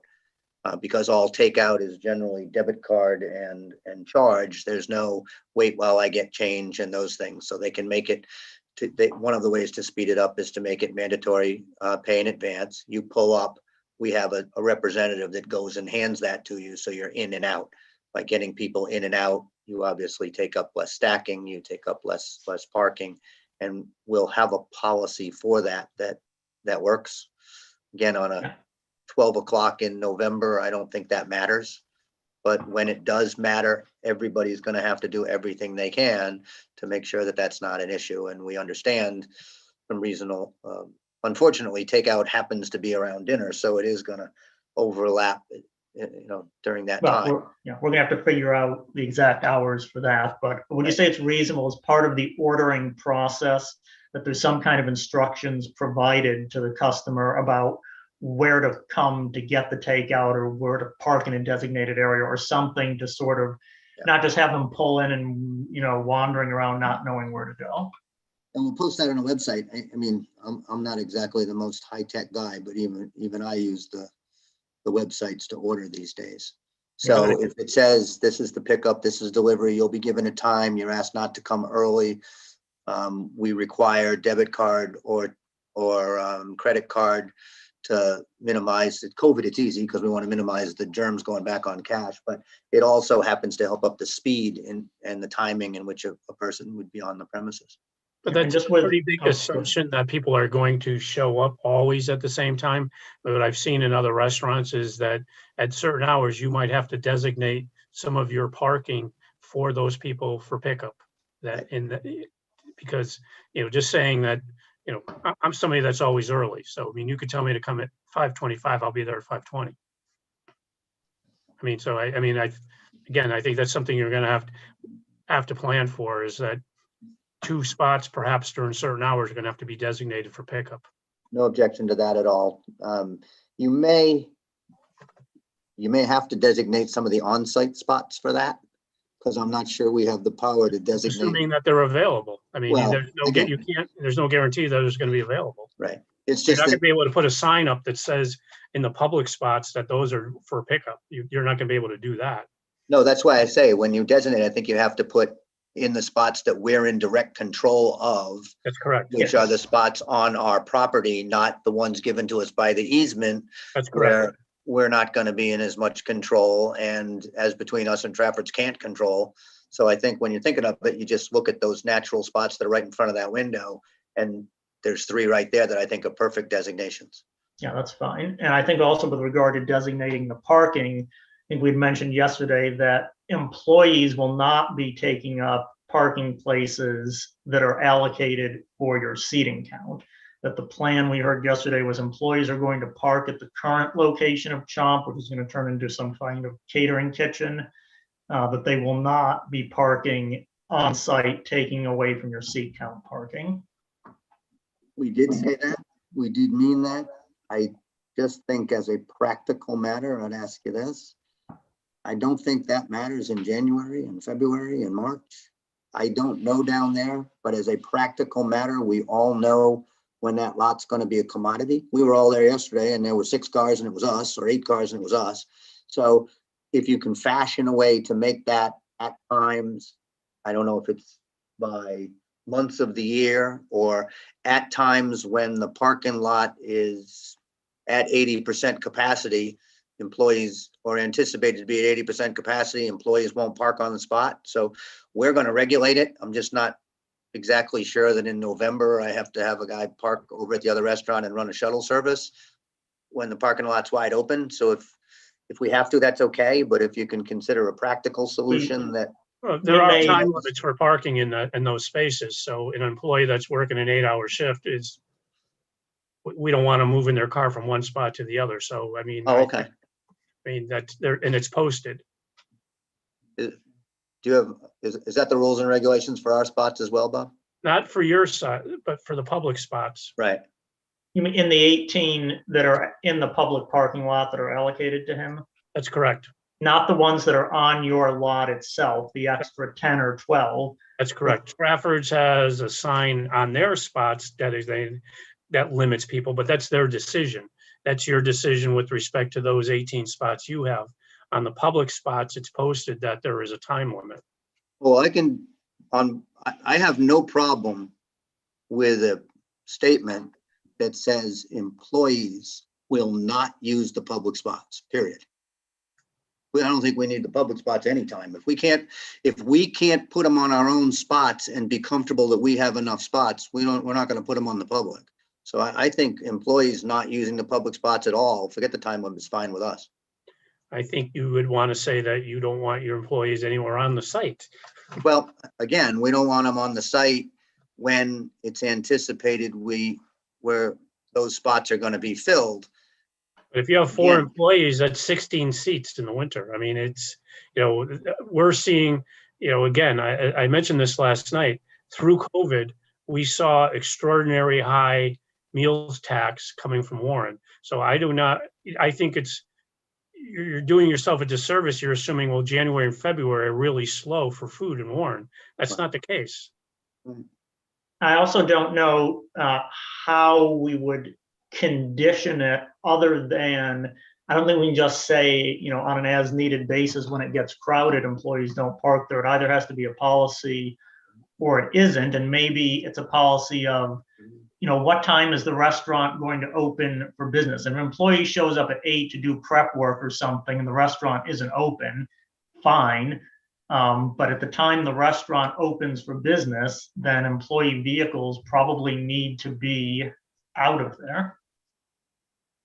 It's 3 hours parking in the public spaces. I mean, so, if we need to start chalking tires, then, that's something that we'll look at. I mean, the same thing, if there are unstickered, if there are cars parking in those spots that are reserved for the marina, those cars are going to be towed. Yeah, I'm not trying to get our guys to park there. I'm trying not to run a shuttle service when everybody's down there going, doesn't make sense this morning to run a shuttle service. It may be I don't think you need to run a shuttle service. I think, again, I mentioned this. I mean, we're forming a parking management study group. And the restaurants need to be part of this, is that this perception that there's free public parking within a 10-minute walk of all of these restaurants, at the Park and Ride, at Town Hall, at the parking lot between Market and Child Street. Those are all free parking. If you were in any other urban area and you told restaurant workers they could park that close for free, they would jump all over it. The alternative is going to be, if this doesn't work, then we're going to look at resident sticker parking in this area, and that's going to hurt all the restaurants. So all we're trying to suggest to you is that off-site parking is what should be mandated for employees. Okay. And I think we can see where that goes with the public comment. But I think we're going to need some sort of policy regarding the employee parking. So let's just go through. Barrett, on this topic of the pickup and the employee parking, do you have anything you want to add? I do not. I think you've hit on everything. Mr. Rennone, No, I have no further comment. Mr. Thibodeau, No, I have no further comments. Mr. House, I'm good with the status quo. Mr. Atwood.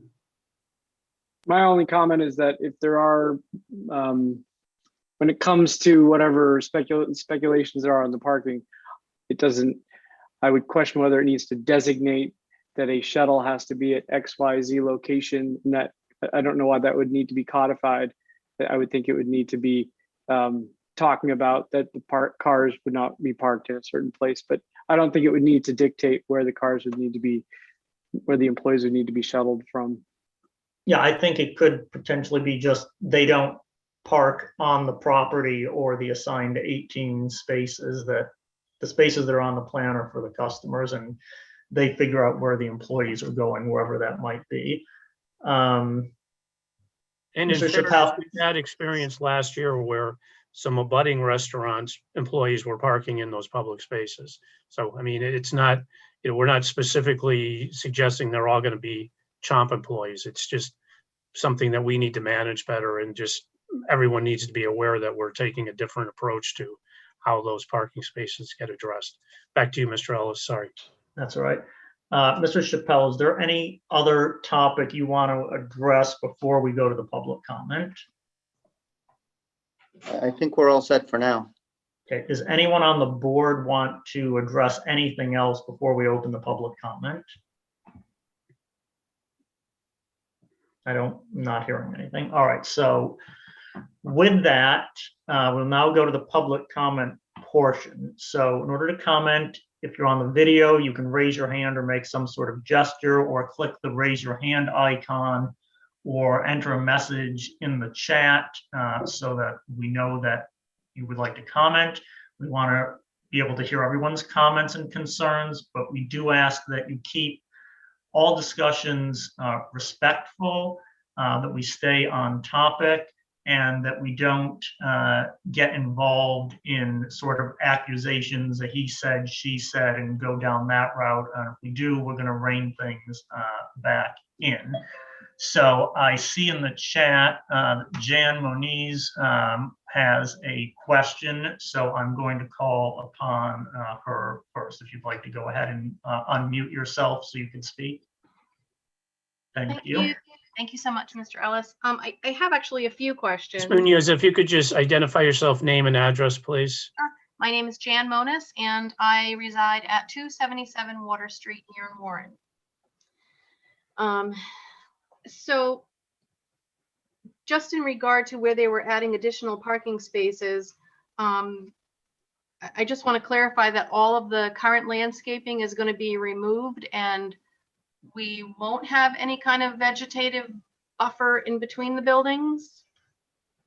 All right, so let me address it then to Mr. Chappelle.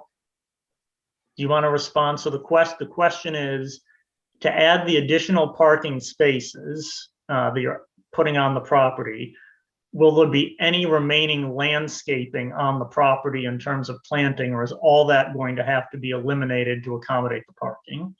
No, wherever there is, for instance, spaces between the easement and 6 parking spots drawn in front, that happens to be a 15-foot wide landscaping piece now. And you are correct, we don't have the luxury of maintaining that, but all the strips between that easement and that will be landscaped. So it's not going to be just a wide open parking lot. Remember, the wide open parking lot, we all talked yesterday, is kind of an issue because we really need to make it defined. We really need to make it lined or designated spaces so that one guy doesn't park sideways and take out 6. We need to be monitoring this parking. The landscaping actually helps us direct. The same way the town just put that island in. That island went in for the sole purpose of, not sole purpose, but one, it looks good, but it also defines that people don't park in the middle haphazardly and mess up all our spots. Yeah, and I think there's Dan is also correct that that some of the landscaping needs to be removed to make these adequate size. Now, we could go a little lower. Remember that we didn't take advantage of any of the compact. We drew these as full size spaces, the 18 by 9s. 25% of our parking, I think, according to your ordinance, could be compact cars only.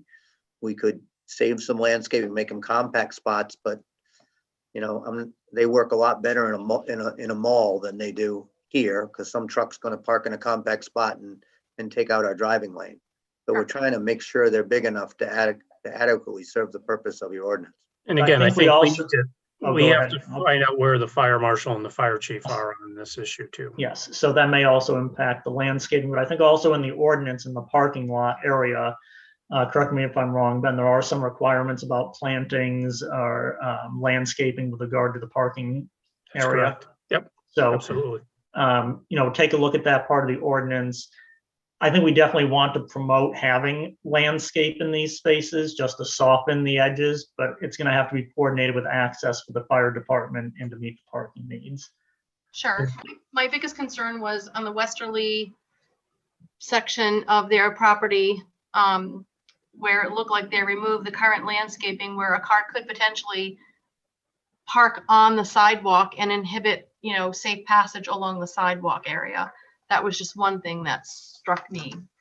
Yeah, I think we can rule out, we're not going to allow the sidewalk to be compromised in terms of parking. They've got to contain the parking within their own property line. They can't take over part of the sidewalk for that. Nor can we take over the 5 feet that runs alongside of that parking lot, because that's part of the easement agreement, that's a walk, that gets left open for a walking path. So that is located on that plan.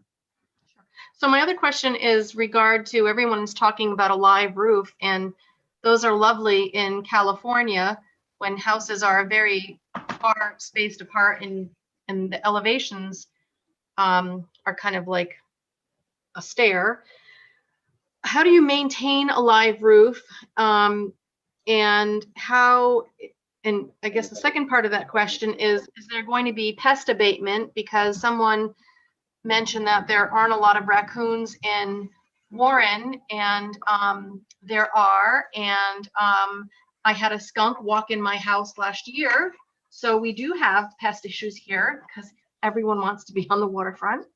Yeah. So just before Mr. Chappelle, before you answer that, I think we can hear more about the technical aspects of the green roof, but the proposal we sort of agreed on is that the trash area is now going to be inside the building. So there's going to be a full enclosure around the trash area with a lockable garage door or doors to that trash area.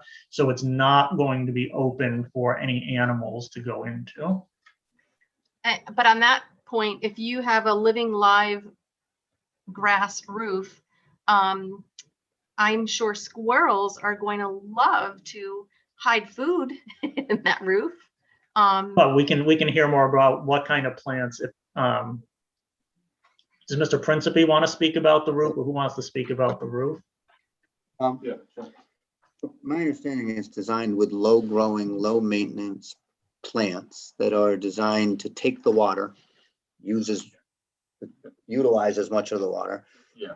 And we're maintaining the trees next to it. So I do understand there may be squirrels in the trees, and Yeah, again, it's identified on the sheet 3 of 3 on the plan set. There's a detail for the live roof itself, and they're more widely used now. We've been using them on more and more projects because of these drainage requirements with cities and towns. CRMC and DEM are now behind these live roofs as well. It's a accepted technology. Most of the plantings itself, they're indigenous species that are actually self-maintaining. There's really little to no maintenance. And that's what's really great about them, is they kind of maintain themselves, and they have that green aspect, and they mitigate any sort of drainage and runoff concerns that are associated with impervious and urbanized areas just like this. So we don't really, the ones that we've put in and designed over the last few years, we've gone back and talked to the owners, and again, most of them, 90% of them said there was no maintenance at all. The other 10% said the only maintenance was because, you know, they wanted to replant them or add different sort of plant species in there, but they're designed to be self-sufficient. Yeah, and I can say from my own experience as an architect that we've worked with green roofs before, and what's being testified to is in fact, in my experience, that the plants selected do take care of a lot of the stormwater. So I know we had a discussion yesterday about what happens to water draining off the roof, and is it going to flood onto the neighboring property?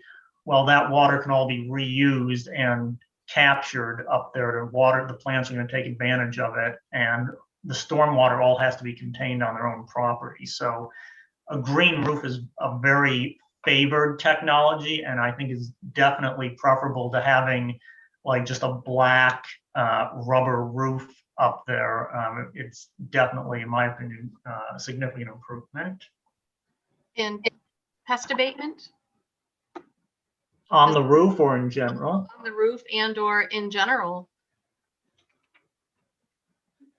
well, again, I guess when you think of restaurants, you think of mice and rats, which will close a restaurant. I think every restaurant owner is going to tell you pest abatement is a full part of any standard maintenance. If it becomes even a hint of an issue, then again, I do think the garage or the door closure on the garbage is a huge part of making sure that doesn't happen, because pests normally are invited by that trash, and then we deal with them then. But this seems like we're doing more in this case, with that garage, then they are already doing at Child Street where they don't have a problem with scheduled maintenance if they do see something.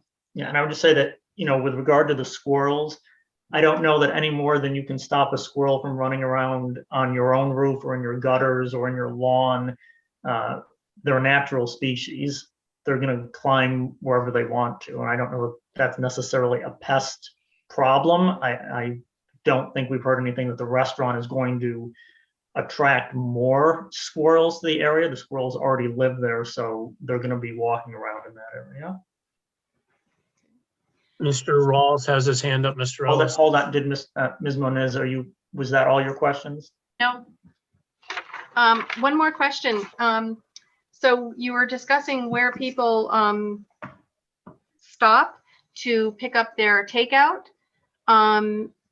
So if you are taking up parking spaces, allotting them for takeout, does that diminish the number of parking spaces you have for the restaurant? And for your capacity inside that restaurant? And I think Mr. Chappelle can answer, but I think one of the things that's on the table is limiting the hours when takeout would be available so that when the restaurant is going to be at its maximum capacity, takeout would not be permitted during those hours. Mr. Chappelle can elaborate on that a little bit. I think that's exactly right. But again, it's the ordinance doesn't, when you think about your ordinance, it basically says 1 before. That would be the same ordinance for Frosty Freeze in Middletown, where there's 300 people sitting out waiting for an ice cream cone. Sometimes we just have to meet the requirements of our ordinance. This is a regular sit down ordinance, and that's a legitimate figure for that restaurant. Again, the designated parking spots, I think, help the stacking problem or help mitigate what your concerns were for the stacking problem. They don't necessarily mean that we don't have adequate parking for the people inside. And I don't think it's a direct trade-off. I think it's just keeping the takeout that's traditional in all restaurants that's already somewhat contemplated in your plan. I mean, Burger King doesn't add different parking for a takeout. That's interesting because they obviously have that type of business all the time. But I think what we did is give you a few spots to make sure there's no stacking and traffic problems. We limit hours so it's not duplicitous, so we're not necessarily serving takeout at the same time we're to maximum capacity. That's the set off. And it sounds like a shared parking, but it's just a practical use of our allocated spaces. So I would say, Ms. Moniz, the intent of the board, if we condition this, is that there's certain hours when the takeout will not be allowed, and those would be the hours when the restaurant would be at full capacity, so they would need all their parking to satisfy the seating. The hours when the takeout will be allowed might be earlier in the day when the restaurant is maybe only operating at 50% or 60% capacity. So I think that's what we're looking to try to manage with that. Is that taking it? Okay. Bob, who did you say was the next? Mr. Rawls has his hand up, and then Kelly has her hand up. Okay. Mr. Rawls? Can you hear me? Yes, we can. Thank you. Rather than address all of the individual. Mr. Rawls, if you could just identify yourself, your name and address, please, for the Yeah, record. surely. Fletcher Rawls, 296 Water Street. Thank you. Rather than address all the individual parking and all the other all the other individual issues that you have addressed, I wanted just to say that I applaud the board's efforts to address the individual issues that we've been listening to. And of course, that's necessary for this special permit request. However, I'll just make 2 comments. One is that in speaking to many of the neighbors not just on Water Street, but within 20 blocks of this area, we all feel that we don't need a 5th restaurant to be in a 200-foot radius of restaurants that we already have 4 operating restaurants in. The second issue would be, and this is more theoretical, I guess, philosophical, I'll say, The zoning board and the planning board are supposed to be responsible to assure that what is in the best interest for our town and its citizens, not for people coming in for a burger or people from outside or people trying to make some money. Approving a fifth restaurant at this site does not assure our best interest, us being the citizens of this town that are paying taxes to the town. I feel that if you allow this to go through, Water Street is going to be a Newport Thames Street. It's just going to be a steady stream. I won't be able to drive out my driveway. My last statement is, I urge you not to approve the special use permit that is being sought. And that's it. Thank you for your time. Thank you. And I will just make one comment on that, in that determining whether there's a need for more restaurants in town or fewer restaurants is not really in the purview of the board. That's sort of the market to determine. We just have to weigh this particular application on its own merits and the issues that are being requested in the application. Kelly, did you have something you want to say? If you could just unmute yourself and identify yourself, your name and address, please. Absolutely. Thank you. My name is Kelly Caton, and my husband and I run the Admiral Pub. We are located at 267 Water Street, and we are tenants of Paul Bullock. We're actually in the Tavino building at the upper part of the restaurant. We've been there as of May 1st for 13 years. We've made it through COVID. With that being said, because of COVID, we actually, when dining was outside, instead of asking the town if we could use the sidewalk or part of their property, we decided we would dig out a section of our own private parking lot. So our outdoor dining as of right now is actually right next to the iron fence with the ivy growing on it. We can sit safely, probably about 25 to 30 people out there. My concern as of now was and is the dumpster, the back of a kitchen, exhaust fans, whether or not they're quiet or loud. It seems to me we're trying to paint this beautiful, perfect picture of how this is all going to work out so wonderfully. And in reality, and being on Water Street for the past 13 years and loving the town, the people, it's unrealistic. In the past 13 years, I've watched significant changes in Water Street. I am going to be realistic. On a Friday or Saturday night, I am outside a lot, and it does not matter the month. January is our busiest time, believe it or not, fall and winter. It is a nightmare. Not only parking, just people driving down the road in general. I don't even park in our own lot. I get dropped off. I'm scared to park my car on the street because I've had my mirrors knocked off several times. We have our employees, they are not allowed to park in the lot as well. They park farther down the road, and they do walk. We don't have a shuttle service. We don't use the lot next door. We were there before Trafford's existed, when Trafford's came into play, and all of a sudden there was another restaurant next door to us. It was a disaster with the lot there. There were valets, you couldn't park there, only Trafford people could park there. It was a complete nightmare. Cars would be turning in. The valet people would say, "Are you here for Trafford's?" And if a customer or a patron or just someone wanting to come down and enjoy those public parking spots, they could not do that because Trafford's would say, and I quote, because I drove my car in that lot purposely, "I'm sorry, if you're not dining at Trafford's, you're not allowed to park here." I said, "What about the public parking?" "Oh no, you have to eat at Trafford's." And that was years ago.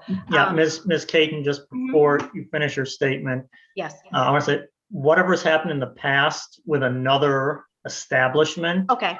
is not particularly relevant because we're judging this Got it. application. I mean, Yep. I realize that's part of the history. No, that's okay. Yeah. That's okay. I apologize. Yep. No, that's fine. But if we just focus on issues specific to this application. Absolutely. So if you're saying that you're going to throw in a restaurant of that magnitude, which it is a larger restaurant, It is impossible. I don't care what you say. It is impossible to control the amount of cars that are going to come in and out of that lot to your establishment, whether it's for takeout or not. You are going to have people call for takeout and you're going to know of those people, but you're also going to have people just show up and not call ahead for takeout and walk in and say, hey, can I order some takeout tonight? That is going to happen. Mark my words, 100% guaranteed. It is going to be a nightmare with the amount of cars that are going to be down there. And my other concern as well, and I will finish up so other people can speak, is when you are having the beer garden outside, are you going to do music? Is it going to be late hours? I know technically, if I'm correct, you can stay out until possibly midnight. I know you haven't established the guidelines yet, but are you going to do live music? Live music attracts a lot of people. A lot of people listen to music and they like to drink. So that is another concern of mine. If I have people Live down- music would require a license and permit Okay. from the town council. Okay, So there's nothing that we're considering tonight is for entertainment. okay. I just want to follow up your points. You were concerned about the trash and the back side of the kitchen facing your outdoor eating area. Have you heard, or do you feel more comfortable with the trash that we've discussed, that it's going to be in a fully enclosed, it's basically going to be inside the building behind a locked door, and it has a roof on top of it to keep it under control, and that the back of the building is going to be covered by a fence, and we can work with the applicant to design what the aesthetics of that fence are going to be, and there can be additional ivy. I think the applicant's intent as presented is that there's going to be some sort of attractive privacy barrier there. So there's not really going to be really any people who are going to look over into your seating area, or you're not going to see any of the restaurant workers from where you're going to be sitting outside. So again, I think it all sounds nice on paper, and when you tell us, I think it's impossible to follow through with that. I think workers are going to be coming in and out. I hate to say it, they're going to be out there smoking. You're saying, oh, we're going to tell them that they can't do it. What about glass bottles? Do you recycle? If you're having a beer garden, you're going to have quite a few glass beer bottles. They make a lot of noise when you throw them in your recycle bin in your dumpsters at night. Do you recycle the glass beer bottles? Is that something that Chomps does? They'll just crafts. All right, so Mr. Chappelle, do you want to follow up on her concerns about the garbage and the fence? A few concerns. First of all, with the garbage there, remember the only way you could come out now is towards the street. There is no way to loiter between the building and the property line because there's a fence, it's 6 inches, and there's a retaining wall. So there'll be nobody along the entire portion of your property as a practical matter that we could hire to try to go smoke a cigarette out there without it being, right? So that wouldn't happen. They serve craft beer, as you know, which is on tap and in cans, not in bottles. Oh, no glass bottles? Oh, Well, Well, I they didn't, don't, no. I just No, asked. cans. Oh, okay. I didn't know. I I didn't know either, but I just asked them. And again, you Okay. do know that they are craft beer generally only, right? And they just to tell me that nobody that they deal with deals with glass bottles. They deal with cans and on tap. Yeah. Oh, Miller High Life, I'm sorry, is the only glass beer they have. oh, didn't. That might be a Champagne throw of beer. right there. yeah, and I would just say Please that, don't ban Miller High Life. no, with putting the dumpsters and the trash inside of an enclosure, any noise that might come from throwing any items into those dumpsters is going to be extremely mitigated because it's basically now inside the building. All right, who was that it, Ms. Caton? Yeah, I'm sorry. I'll give someone else a chance. Yes. And I will say, Matt? just to answer Kelly's question, Yes. we have an establishment now. We don't have live music. We have not petitioned for live music, but we are aware that if we did have live music, that would need some type of entertainment license. It's not anticipated, but we would, obviously, everybody would be notified. The only live music I could ever anticipate is if 5 restaurants got together and were doing something collaboratively down there. Thank you. Then we don't need that, Mr. Chappelle. Mr. Ellis, I know Mr. Bullock is trying to tease us because he's coming live from his Yes. kitchen, and he has his hand up. And I'll also say that Ms. Moniz has additional questions, but let's go to Mr. Bullock while we have him. Yes. Mr. Bullock, if you would unmute yourself, please.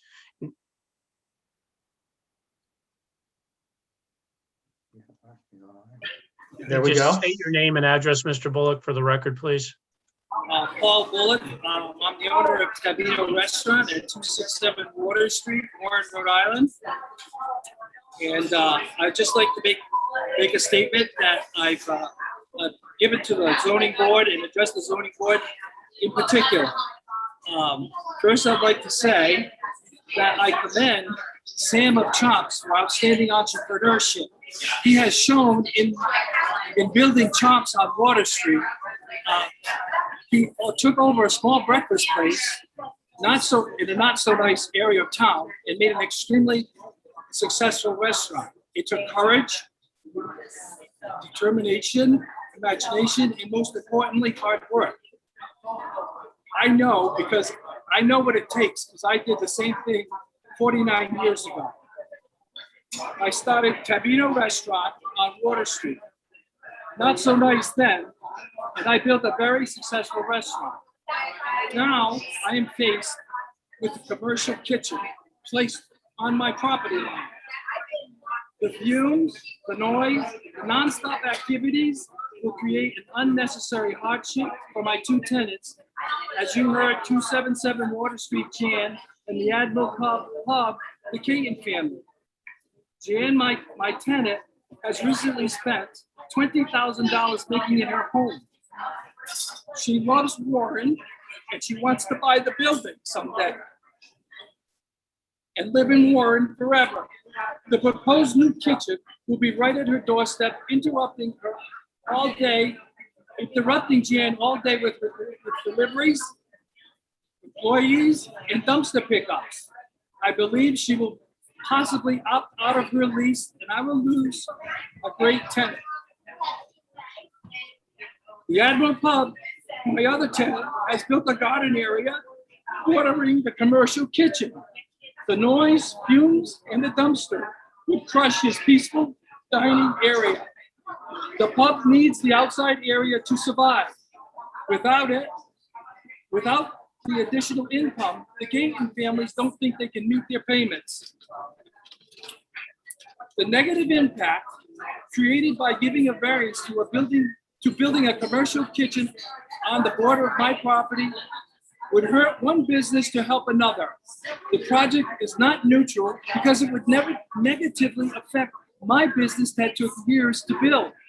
I am asking the board to reject this proposal and not allow the variance. Thank you for your time, and I hope you make the right decision. Paul Bullock, thank you. Thank you, Mr. Bullock. Thank you. Ms. Munoz, is there something else you wanted to add? I do have actually, I guess, a question. Hold on, I think Mr. Bullock needs to mute himself again. I can mute him. He's muted. Okay. There we go. With all due respect to the zoning board members, Mr. Chappelle said that they were looking to expand because the building isn't big enough for them to be profitable as is. And according to section 3228, the standard for granting a dimensional use, the fact that a use may be more profitable or that a structure may be more valuable after the relief is granted shall not be grounds for a relief. So can someone explain more to me how we are considering giving special privilege to one property owner over another? So I would say that, well, let me go ahead and then you can, if you want to respond to it, Mr. Chappelle, that there's a whole host of considerations that go into reviewing these applications. And there's a set of standards that we have to determine if they've met those standards presented. You know, do they meet the need? So the need is specific to this property. If someone wants to operate a restaurant on this property, which is the proposal they've come forward with, we need to determine if the relief they're asking for is necessary in order for that restaurant to operate, such as this kitchen, that you need to have cooking facilities and a kitchen in order to have a restaurant. So we have to judge, is their proposed addition compatible with what is allowable for a restaurant? Whether it's, you know, whatever level of business he's doing at the present location versus the level of business he's doing at the new location, that's part of a normal business growth and expansion, that businesses can move from a location that is too small for them or they've outgrown to another location. I think Mr. Chappelle can elaborate on what his client's needs are, but it's certainly something that we see regularly, that when a business outgrows its present location, they look for a new home. And we have to judge if that new proposed home, if they're able to meet the standards that would allow them to be in that location. And Mr. Chappelle, do you want to comment on the business model aspect of it? Well, and I agree, it's not about profitability, but I don't think I said profitability. I said the current building doesn't meet the needs, because the needs of a restaurant are your architect laying it out, and it has to flow and it has to be properly. That's a pretty unique building, long and thin, an antiquated upside down barn. It presents, the unique character of that building presents certain things where, because it's so long and thin, if you run a long, thin kitchen down the existing building, I don't know what you'd have counter space on the other side. So the building, because of its present nature, needs to be accommodated. It's almost ironic that the special use permits are that one of the major criteria is that we have to be compatible with the neighborhood. All I hear from the objectors is there's 5 restaurants. I've never heard we're too compatible. We are not only compatible with the neighborhood, we are the neighborhood. The neighborhood is full of restaurants. Your comp plan, I understand that neighbors have enjoyed less people in that area for a long time, but your comp plan puts that waterfront district as a place where all of Warren can go walk around and get there by boating. And they're asking that it not become Newport, and I get that, but your comp plan kind of suggests that that is the type of waterfront area that everybody can do. All of the complaints are about the neighborhood. Ms. Moniz and Mr. Bullock have a wonderful building with a 0 lot line. 0. And they open up currently into our parking lot, and now they don't want us to have a restaurant because they opened into our parking lot. We are the only restaurant that may be down there that is completely self-sustaining under your ordinance and has our own parking and our own access for doors and those things. So, and I did say last time, but I didn't say today, I need you to remember that Sam doesn't want to come in to this area and put people out of business. The reality, and it's not our profit, but the reality is that if I take my finger and flick the jewelry store off the property or the cafe and evict a couple of businesses, then you're not sitting here wondering how much parking I have, because we're adding to it. We're trying to utilize this business, which is allowed in this zone. And you should be thinking, what else could be there that would utilize this business as well? This business fits in this zone. It's compatible with this zone, and it's compatible with leaving pre-existing businesses that have been there. We just read the sign on the jewelry store saying it had been there for 13 years or something this May. And we're not going to just flick these people away. So we are trying to design inside the needs of not only the people on this property, but the neighborhood. And we're trying to consent to everything that's reasonable to say that we can have a conditional use granted with reasonable safeguards put in by this board, so we can use our property just like you all use yours. And I think that's the most important thing here. I would just say, Ms. Moniz, Is there anything you've heard in the testimony about the steps that are planned to be taken to mitigate the trash, or the enclosure or the green roof, that you think are not appropriate or that you're bothered by? Is there anything specific that I'm you'd like to specifically comment on? bothered by zoning section 3228 of the town of Warren for the standard of granting a dimensional use. And your words state that the fact that a use may be more profitable or that a structure may be more valuable after the relief is granted shall not be grounds for relief. So if they're coming to you saying, we want to buy the property, but we can't use the building that it's on, and we want to push the burden on our neighbors by expanding so that we can make a profitable business here, well, then maybe it's not the type of business that should be in that particular building.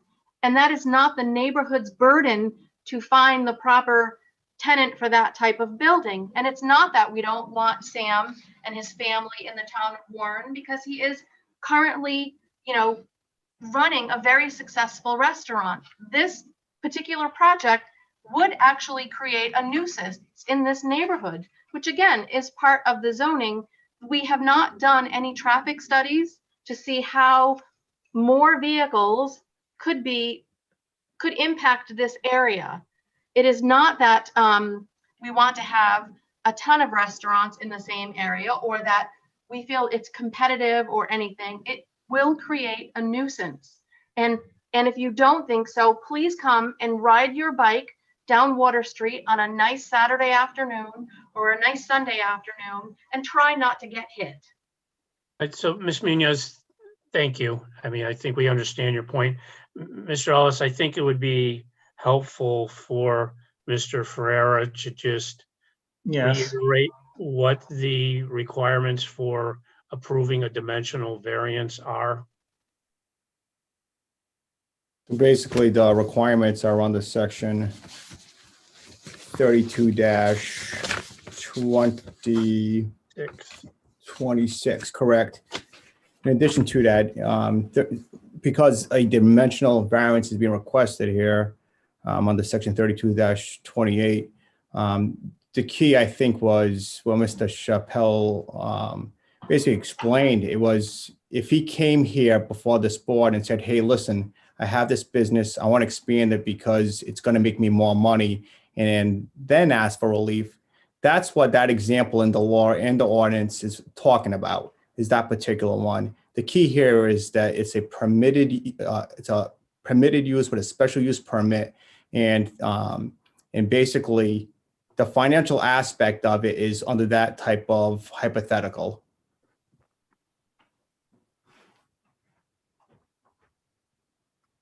Okay. And the other standards are just, I don't think anybody's questioning the other standards, but that's just an example. And the one it's also, I believe, on the Rhode Island general laws, basically, that's the type of scenario that, again, that particular owner cannot come here and say, hey, I want to expand the current use just to make more money. And that's not what's being asked here. They're basically just saying, and Mr. Chappelle testified to, that this is basically the minimum amount of relief necessary to operate a business in that particular area. Yeah, and I would also just add that, with regard to the type of business, the board really doesn't have any control over what type of business comes in. We have to evaluate whatever proposal is sent to us. So if someone wanted to do an art gallery here, we have to evaluate that proposal. It's whatever proposal comes to us, and whether we personally like or dislike that use. If it's a use that can be done in that zone, we're obligated to review it. So we don't have a choice as to, what goes into a certain location. And with regard to the nuisance, I think it's well documented that the standard is that it not create a nuisance. And if there's already a nuisance that we know of in town with parking and traffic management, this application is not creating the nuisance. It's already there. It's a town-wide issue. And we can't punish a particular application because there's some pre-existing condition in the town. And I think, one thing that needs to be mentioned, and the solicitor will enlighten us further, section 3628 goes on beyond the state enabling legislation that says a dimensional variance cannot be more than 1/3 of what the permitted restriction or setback is. Now, it's been determined that that's more overreaching than what the state enabling legislation allows. But at some point, that was included in the town's ordinance. So I'm not supporting that piece of it, but that language is in the ordinance. And, in this case, this would exceed that 1/3. However, the solicitor believes that we probably need to correct our ordinances because that's not enforceable. Ben, is that correct? That's correct. The amount of relief is, again, the least necessary, which is the standard. And basically, the applicant has the burden of saying, hey, we need this amount of relief and in order to operate, and nothing more than that amount of relief. In addition, if under 32-26, it goes to Ms. Monez's comment about financial gain. This is a standard that this board has to examine whether or not the relief being requested is for greater financial gain. Again, it goes back to the money and whether or not they're going to make more profit. So that's certainly a standard that this board will determine whether the findings of fact support it or don't support it. So it will be examined and analyzed based on all the testimony and evidence before making a motion and finding a fact.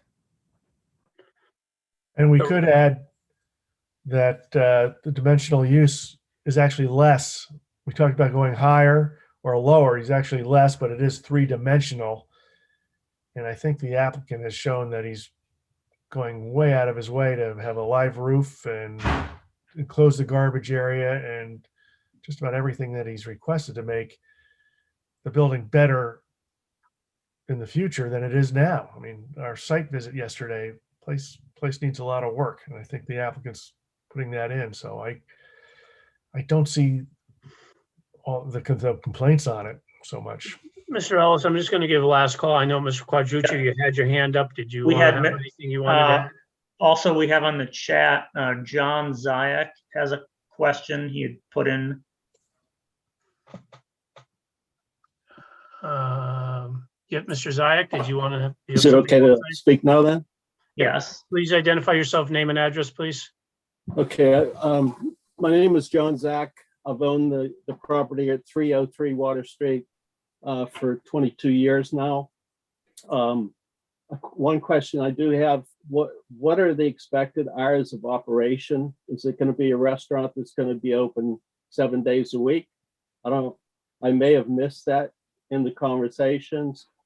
And the other question was, I think I heard with the original meeting from people at the meeting itself that the bathrooms would be moved, the marina bathrooms and showers would be transferred to a portable unit done on the near the docks. Is that correct? That's correct. Is that so? Is that under the town's purview, Mr. Yes. Roy? Yes.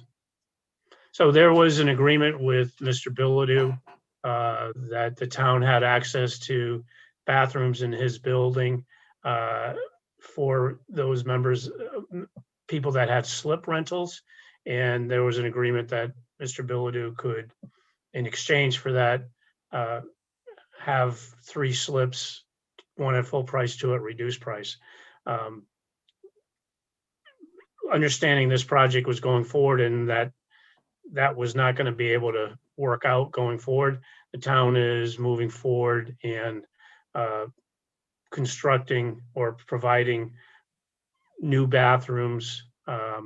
And that's an agenda item on the town council agenda for Tuesday. So the bathrooms in this facility are no longer going to be utilized by members that have slips, residents that have slips. Okay, and one other question. The live entertainment was addressed. I was just wondering, will they have speakers outside? We don't have anything.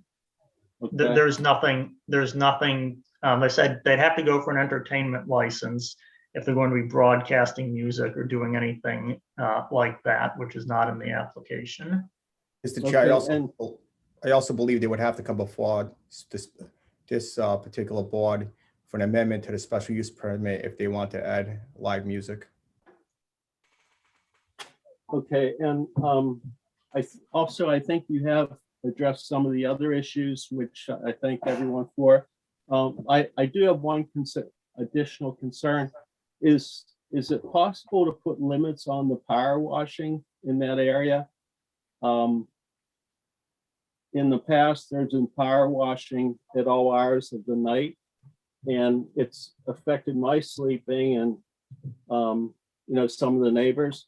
Is it possible to put? Yes, so we're gonna put hours of when any services can happen, like the garbage pickup, deliveries, cleaning, power washing, whatever. We're gonna discuss those hours. I mean, if this is an opportunity, we haven't yet committed to official hours of operation, Mr. Chappelle, but now might be the appropriate time. Do you have hours of operation of the restaurant that you had in mind?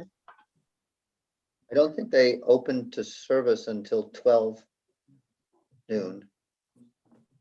And they stopped yeah. serving food at 10, which usually means people are done by 11.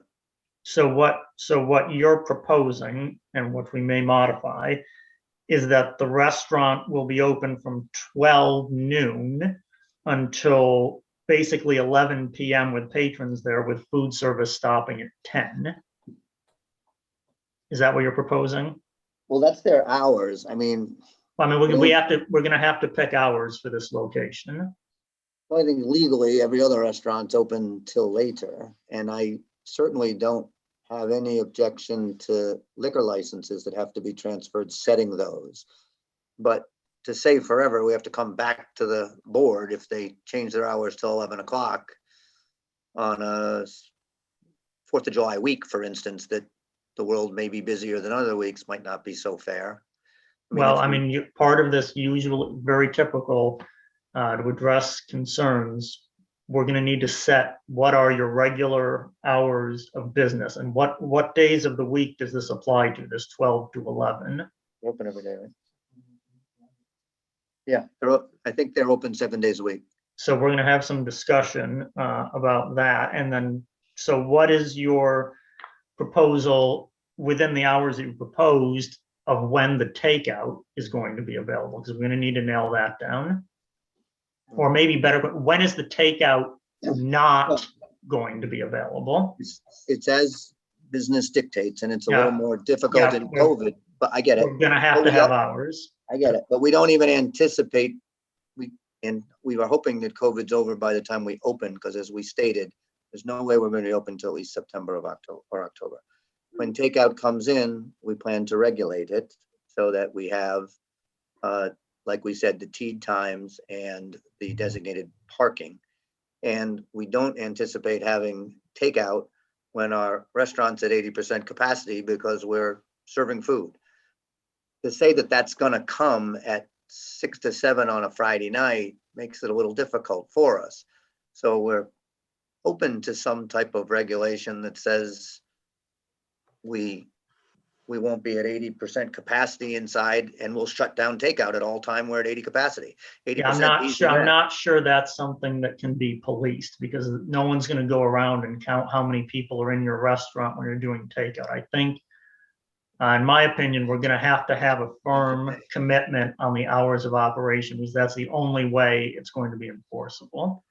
Mr. Ellis, before we get too much into the weeds on details, there is one other public comment, Mr. Quadrucci. All right, we want to go ahead with him, and then there was another chat comment if you want to address that. I saw that. Mr. Quadrucci, if you want to unmute yourself and identify yourself, please. That would be hit the unmute button. He's trying. Can you unmute him from here, Bob? No, I can only ask him to. Okay. Thank you. I just think that any condition, any approval. Mr. Quadrucci, if you just identify yourself, your name and address, please. Because I believe the bathrooms that Bilodeau was obligated to provide, which he has not. Mr. Quadrucci, hold on. CRMC. Jack, you've got to identify yourself first before you speak. Mr. Every Quaducci. other marina in the state of Rhode Island, and if you go to the town of Wickford, they have public bathrooms. Every other marina in the state of Rhode Island is required to provide public bathrooms. So it seems to me that any approval, seems to be where you're headed tonight, any approval needs to be conditioned upon CRMC compliance. All right, yeah, so Mr. Quattrucci, can you identify your name and address for the stenographer, please? I guess not. So I believe we have his name and address on file, and we can add that as And needed. Munoz had a additional question. I'll just read it. It's in the chat. I would like clarification on the quote deck. Does not appear to be attached to the main structure and therefore should be considered a patio. If it is attached, then I would like to see the permit and variance allowing it to be so close to the property line. If it has not been permitted, then how can it be used as part of the structure? It can be because it's because it's illegal. I don't know how you want to. I mean, address so that. we've been over that again. It's not a patio. A patio is bricks or concrete or something on the ground. This is a wooden structure. It's a pre-existing structure. This applicant did not put that structure there. It's already existing. So that, if there's some issue with that, that's on the present ownership or whoever built that thing. It may predate the zoning ordinance, but it has nothing to do with the actions of the current applicant. And it is there. We have to count it as lot coverage because it is a structure that's covering part of the lot. So they can put, I mean, they're not reusing the deck, so to speak. That deck is going to have to be removed and they're going to have to build a new foundation. The only argument with the deck is how much of the lot they're covering and whether the deck is legal, illegal, permitted, not permitted. It's covering a portion of the lot and they're planning to recover the same portion of the lot. So for the purposes of this application, the legality of the deck is not an issue that's relevant to this applicant. I think that's enough on that. And there are a few more. And Mr. Servant has a question. And then after Mr. Servant's question, I think that the court reporter would like probably a 5-minute break. So Mr. Servant, if you want to unmute yourself, identify yourself and ask your question, please. Yes, thank you very much. I'm Steve Savant, 262 Water Street in Warren, Rhode Island. My wife Laurie is here with me as well. I just wanted to echo a few of the statements. I was on the site visit yesterday, and for starters, the Chomp Camp's been very cooperative in terms of making amendments to their plans, things like the live roof, enclosed trash receptacles. And as far as the building goes and the look and feel of the building and those things, as a neighbor, those really aren't the concerns that I have and that many of the folks in the neighborhood have. I've heard a lot of comments about, adding to the burden and the inconvenience of the neighborhood. Traffic, parking, major issues down in here. Mr. Rulli, even yesterday, we were mentioning that we've got a parking management issue in this town. And I was happy to hear that there's at least a plan to start looking at parking commissions and looking at alternatives for parking, particularly here in the historic village. My position is that while, we think the Chomp folks have a wonderful product, a good program, a very successful business in town, really nice people, that this is going to further stress this area. I think what a lot of folks are forgetting is that, traffic's been closed since the fire. And since then, you have areas like Bywater, very nice restaurant, went through a process and now their parking's been diminished because they've moved their experience to outdoor dining. As you go down a little bit further, down the end where the other restaurants are with Square Peg and whatnot, we have Water Dog that, converted their parking into, additional outdoor experience, which is all wonderful. The walkability is fabulous here. But many of us residents have, invested significantly in the development of this neighborhood as well. All you have to do is walk around Water Street to see, our home, others in the neighborhood who have invested significantly as homeowners. It is a multi-use district. We're here because we choose to be here in this walkability in the multi-use district. It's why we're here. But our specific issue with this particular use, not Chomp, but the use of this space is specifically around adding to the burden of this particular corner of State and Water, the traffic. It's really getting to the point of, I heard people use words like out of control. When Trafford's was open, they started a valet program. It helped a little bit. It was, believe me, I'm down here. I live across the street. We have people that come and visit and whatnot. Again, nice people and all, but they did take over that parking lot. And now we have a second potential restaurant going into that same space that are going to be competing for those spaces, right? Because it's 18 and 18, but who's going to be there policing those 18? And then there's the public spaces. It's going to be very taxed, that area. And that has nothing, that's taken in no consideration for the additional employees and where people are going to park. And then the last thing I wanted to say, just to be on the record, because I mentioned it yesterday during the tours and it seemed to be well received and listened to, is I took the time to do a, let's call it a straw poll survey between Miller Street all the way over to Broad Street, and didn't count houses, but counted residences, and then did some checking on how many vehicles have off-street parking in those residences versus on-street parking. Approximately 40 to 45% of the residents have accessible off-street parking. I'm talking vehicles. For example, the house just to my my north has 5 tenants and 8 vehicles and no off-street parking. That's just one example of many in the neighborhood where folks rely on street parking. When I see folks coming home between, let's just say 3:30 and 5 o'clock in the afternoon from work to their residence, you can't park on these side streets because the employees from the restaurants take up the spots. We've heard from restaurant owners that don't allow their employees to park in their lots. Chomp is not going to allow their employees to park in lots. Guess where they park? They park in our spaces in the neighborhoods because there's no control in the neighborhood. And right now there's no plan. And again, Mr. Rulli, I'm really thrilled. I did volunteer yesterday to help with that study. But we don't have permit parking at this time. It's first come, first serve, on the streets.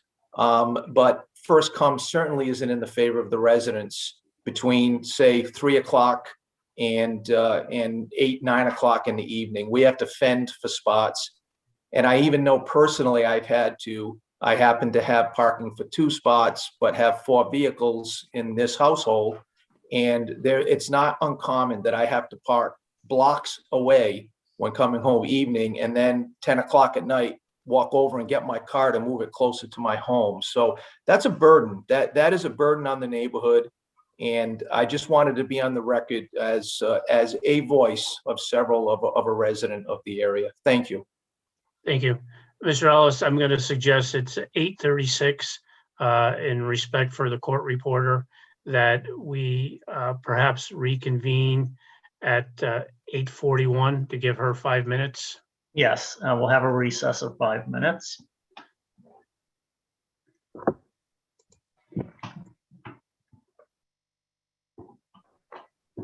Yeah, Andrew, when we go back on the record, just a quick reminder to acknowledge all the correspondence, emails, et cetera, and put it on the record. Please. Yes, that we'll make those all part of the official record.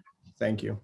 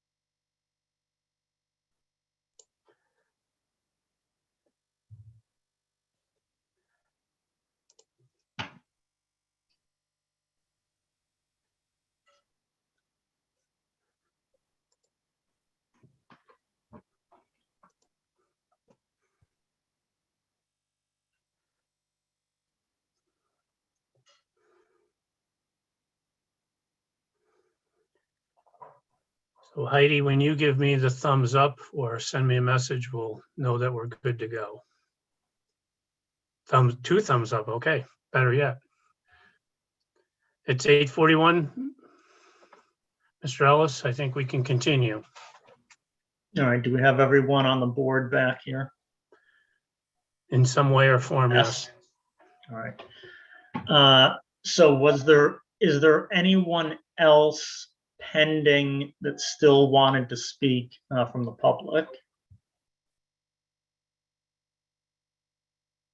Ms. Munoz has continuing questions, but I think they're beyond the purview of what you're able to discuss tonight.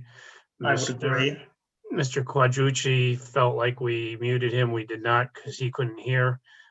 So I do not see any other comments from the public. I'll give one last call. If the public has anything they want to say, either put something in the chat right now or use the raise your hand icon. Okay, I see Ms. Caden just physically raised her hand. Okay, if she wants to mute herself. Just a quick question. The other day, something kind of shocked me and it bothered me a little bit. If you could look into it. The owner of the building had mentioned to me, because condos were supposed to go there before, but he said no one could live there because the soil was contaminated. Apparently due to, it was an old coal or something was there, something to do with coal. So it kind of bothers me a little bit if they're going to be digging up whatever is contaminated under there. If it's not able to have people live in there, is it safe? Yeah, so there is what's called an environmental land use restriction on the property. It was Staples Coal Company for a very long time. That entire site is what is referred to as a capped site. So underneath the surface, there is a kind of a biofabric that keeps whatever hazardous materials that came from the coal. The restriction is that it can never be a residential use. Any type of soil that is disturbed below the cap has to be, a plan has to go before the DEM. The town needed to do that when we did improvements to the bulkhead. The applicant is aware that if they remove any soils below the subsurface, they have to be put back into the hole that they came out of, or if they're going to be removed, they need clearance from DEM. So, I mean, it's not that hazardous. It wasn't like there was, I mean, the byproducts of coal were, some things that are unhealthy for drinking water, but because there's potable water in the area, I mean, it's not a Love Canal type situation, but that's what that meant. Okay, thank you. Kurt Jamiel would like to comment. Yes, good evening, everybody. Thank you very much. My name is Kurt Jamiel. I'm the president of Jamiel Financial Advisors at 239 Water Street in Warren, and also residing at 44 Church Street. My comments, frankly, are 337 words. I'll be quick as I can. But I'm speaking to one of the standards that should be met, and that's in regards to the creation of a nuisance. So the residents and the existing business owners made investments in their properties based upon the comprehensive plan and the existing capacity limits. So for example, what was available for parking, and also special limitations such as hours and music, et cetera, that we've heard time and time again. So these existing investments are frankly made to suffer by the petitioner's imposition of more use without making allowances for this limited capacity of space and parking. This is a dynamic that we could see, for example, if you held a 5-gallon bucket and you poured 10 gallons of water in it. You can keep pouring water in it, but it's just not going to serve the purpose because it doesn't have the capacity to take more water. So with that metaphor in mind, just adding more use with regards to parking in a very suffering position as we are now, I actually think the dynamic raises the issue of a nuisance where one shouldn't have to be. And so when we're considering this, I think perhaps the petitioner could go ahead and help mitigate this situation by instructing his employees, frankly, directing them to park in the municipal parking lot by the police station. This certainly would go ahead and I would say mitigate the problem in the neighborhood for the rest of us who reside there and also work there. And nonetheless, it would help everyone understand, including the employees, frankly, the mutual respect that can be afforded and shared between all the parties. And as we've seen in also other board meetings like this in the past, we frankly have a situation where much can be done with just discussion. And I think that can also take place here, for example, where the petitioner can go ahead and specifically notify his customers where there's best suggested parking. You know, in fact, providing directions to these alternative parking spaces once they arrive and they find that there is unallowed, you know, there's simply not any parking available on the site.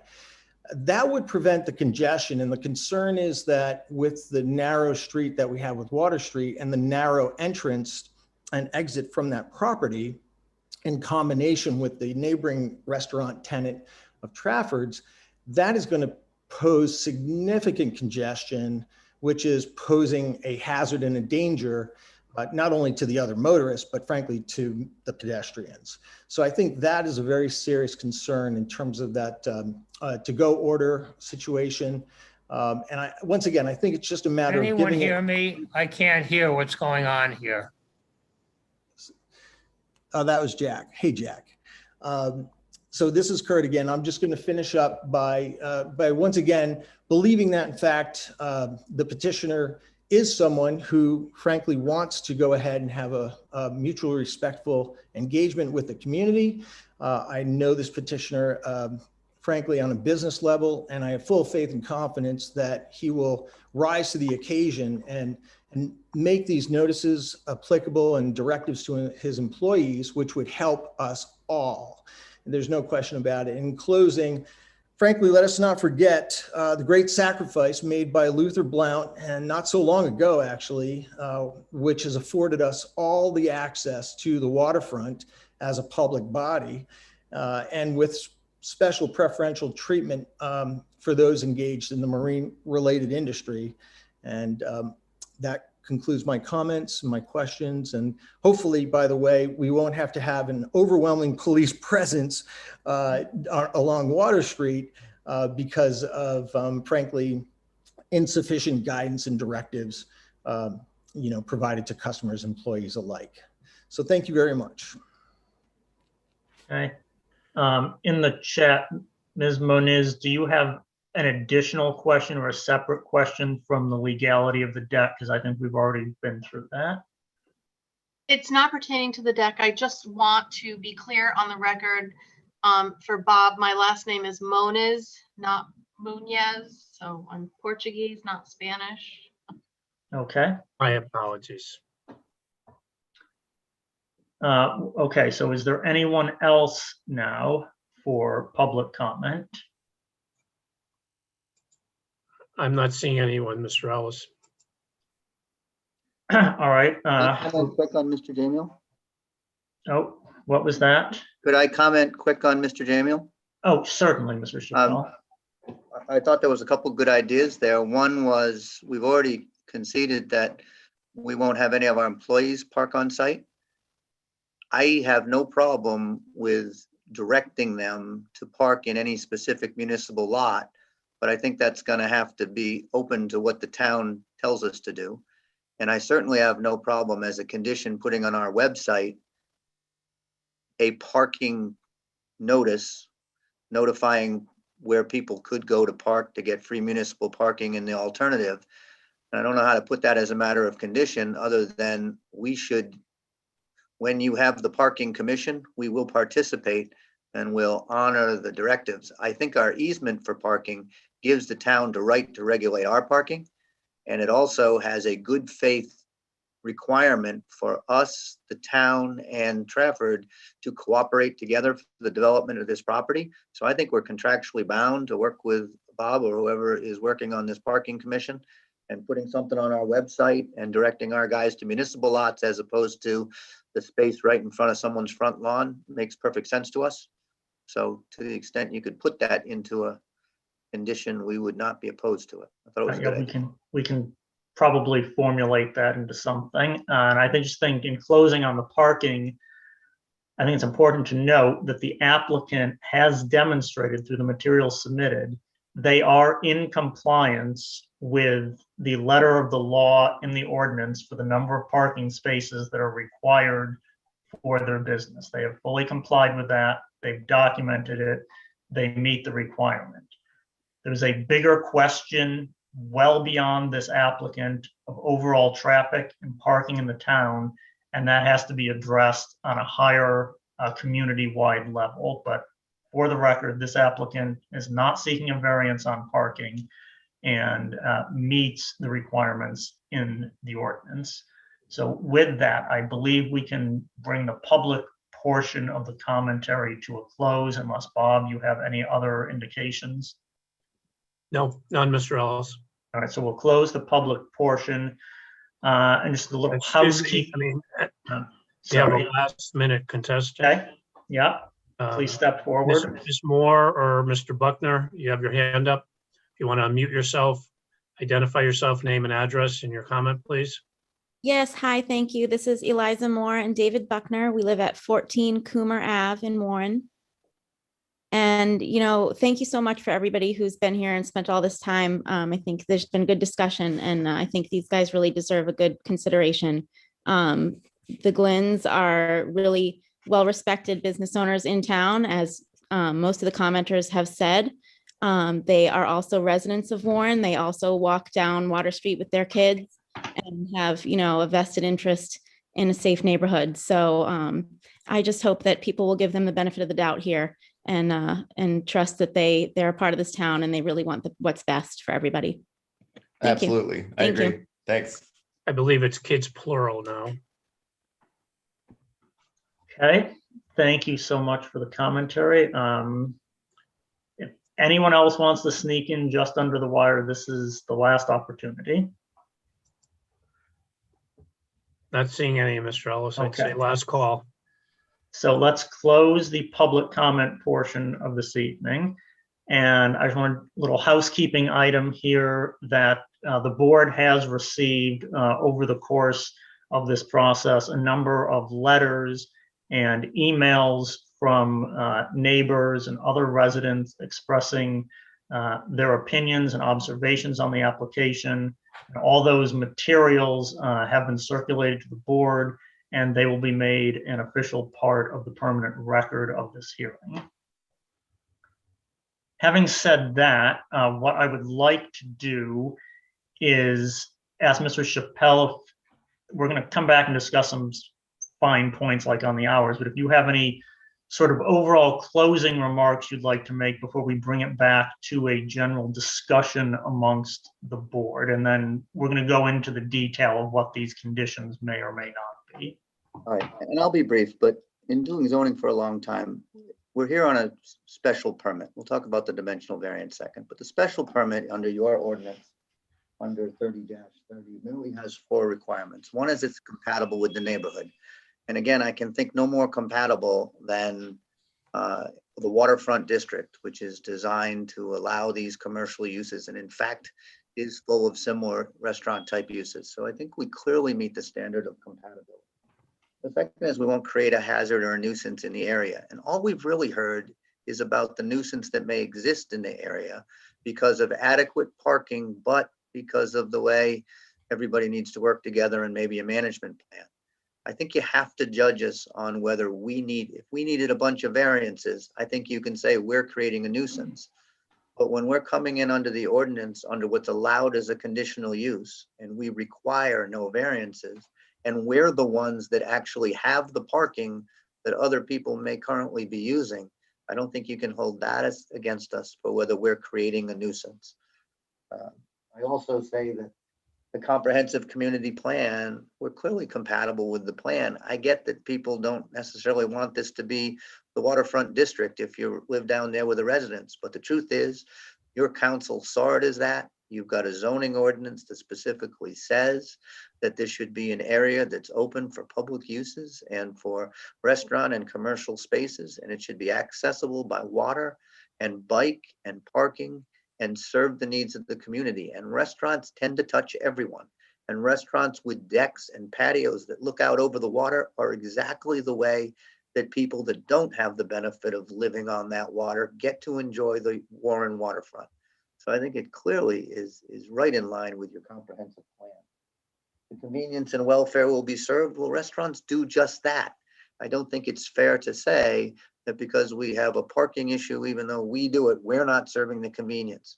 I said the first night, I know we started over, but different restaurants serve different people. And if you have bikers and people that are popping in on a boat and those things, they want to go to somewhat of a family type restaurant where you can go with your kids, because I've been there with grandkids. And it's more of a restaurant than a bar. And I can pop in and get a burger and not necessarily have a expensive sit down. So I do think that there's other places in the area that are excellent places. Admiral's Pub is excellent, but it's a pub. The word pub sometimes tells me I'm not putting in my kids in there. I know you can, but you know, that's what some of us think as parents. And I think this is a great spot for just about everybody to be able to go there. And I don't want to lose touch of the reality that we are working with two very established, fine Warren businesses to make sure we don't put them out of business like somebody else that could purchase this property would do. And I think that's important. As to the dimensional variance, Ben was right. It is the least relief necessary and more than a mere inconvenience to deny us the relief. It's not that we need this more to be a profitable restaurant. It's that we have a unique building and a unique situation not caused by the applicant, this long, thin, upside down barge. If you can find a building more unique in Warren, I'll stand down, but it is a very unique building that's long and thin. As a practical matter, we have to turn an antiquated building into something that works. I say it's more than a mere inconvenience because we tried to pick a spot that was already utilized. That's what we defined the mere inconvenience for the town and for the neighbors. We picked a spot that was already lot coverage, already deck, already a retaining wall, already kind of a disturbed and ugly part of this building, and have a chance to make that part of the building better. It's not necessarily the cheapest alternative for us. It's the best alternative for us that we honestly believed was the least relief necessary and in keeping with the community. We'll talk about all the conditions. We're really open to all of them. Our biggest concern on the condition that my nice client keeps looking at me and killing me with his eyes like darts are the restrictions on the takeout, because he doesn't know how he can takeout happens to come during hours when you're serving. And he understands the nature of regulating the parking, but to say no takeout from 4 to 7 on a Friday night, I'm guessing that's not very good for business. So that's our concern. So when we talk about that, we're trying to create a situation where we don't have takeout as a nuisance of any kind, including, make people come in for that. That window was a COVID relief thing, not the most important thing to us, but having people walk in and maybe not inviting them to a window might be a good idea. But what we're looking to do is to accommodate during this hybrid world we're living in, and to be treated no different than all of the other restaurants. I know this may be the first petition before you since COVID, but I'm pretty sure nobody else has a restriction on their hours of takeout. And we are okay with a restriction that says we won't use any of our parking for outside dining. That's why we have a patio. So we can pitch in, if you will, by saying none of our outside parking will be used for outside dining. That's something that other people haven't been able to offer you. And in fact, said, let me expand into my parking lot, including the neighbors. We're not using any of it. And I think that's the restriction we want to put on making sure we have our parking spots available. Hours of operation at night are one thing, we get that, but trying to cross that line between when I can turn down someone that called in or someone that comes walking in and has a beer and order as opposed to sits down at a table, that's going to get difficult for us to possibly to comment on without so much thought that it really affects our plan here. So with that said, thank you. And I am ready to discuss any conditions Okay. that you're concerned with.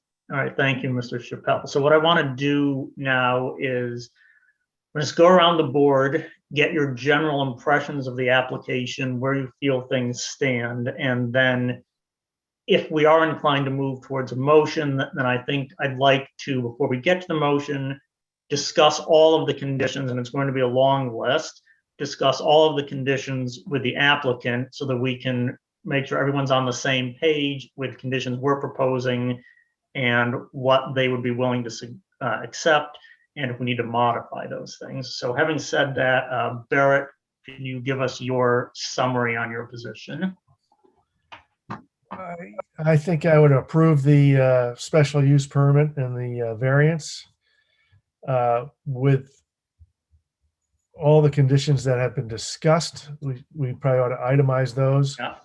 But I mean, we talked about the building, we talked about the air handling unit on the roof and screening that and hopefully planting stuff on the live roof. We talked about the extending the live roof over the garbage area and enclosing that so that Miss Moniz can't look down on that, and it'll be better for her and a more appealing, it will be a more appealing building in my view from her vantage point where she lives, or any other person that might end up living there. We've discussed the parking and some of the plantings on the deck, increasing the deck size, that part of the variance.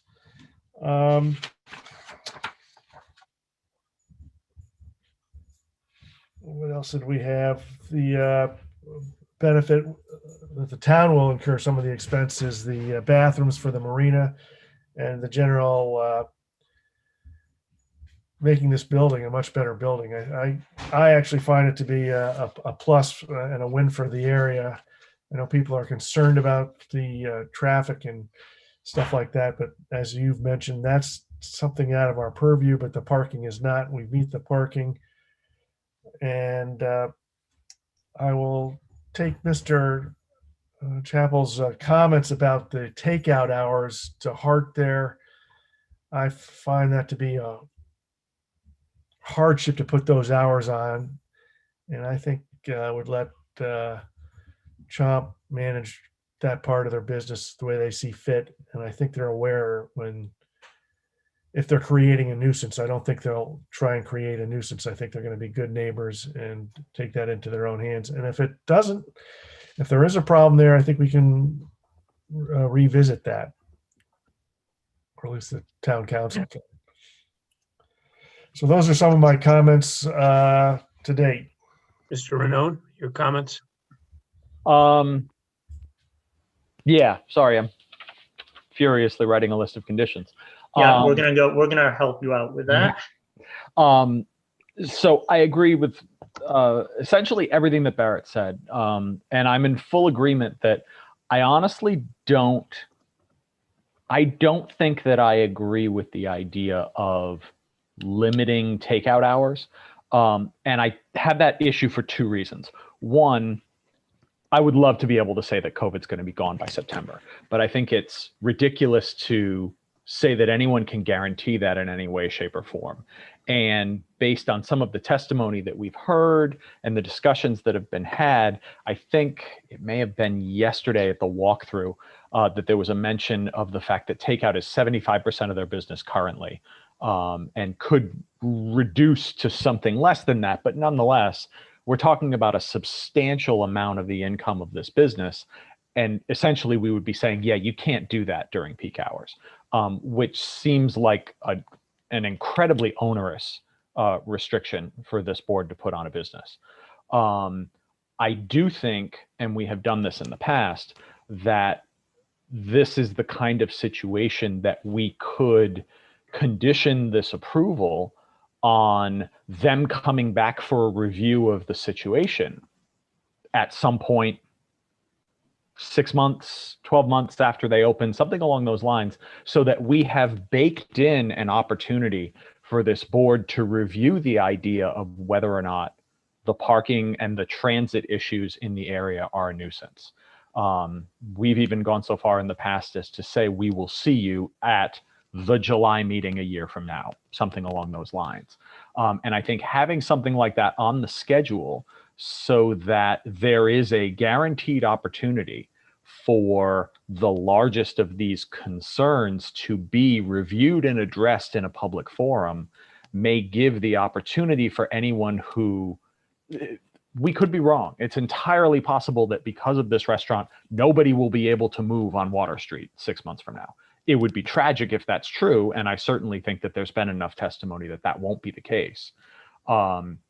In my personal opinion, I think there's been enough testimony that I don't even know that you will notice a significant increase in traffic based on the fact that they can essentially contain everything they need to contain on site based on the evidence that's been presented.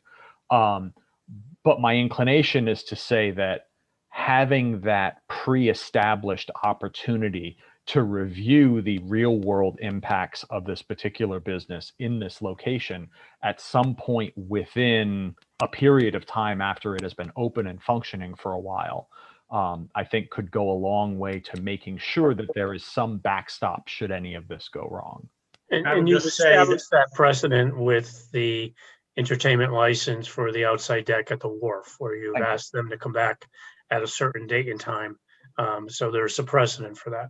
Yeah, and I would say that whatever we do ask them to come back, it would be for specific elements, because we're not going to revisit the setbacks or the overall granting of a special use to run a restaurant, because the building will have been built, it's in operation. But we can review specific things like, is the parking management strategy they've talked about working? Is the deliver or the takeout working, and things of that nature? Correct. Agreed. Mr. Thibodeau? I agree with that. We're going to have to put conditions, and I do see we do have a parking issue. We're all agreeing with that. They're not creating this parking issue. And I would really hope that these residents here would continue to keep pressure on us to solve our parking issue, as Mr. Rulli is going to do in the future. And that's all I have to say. Mr. Alves?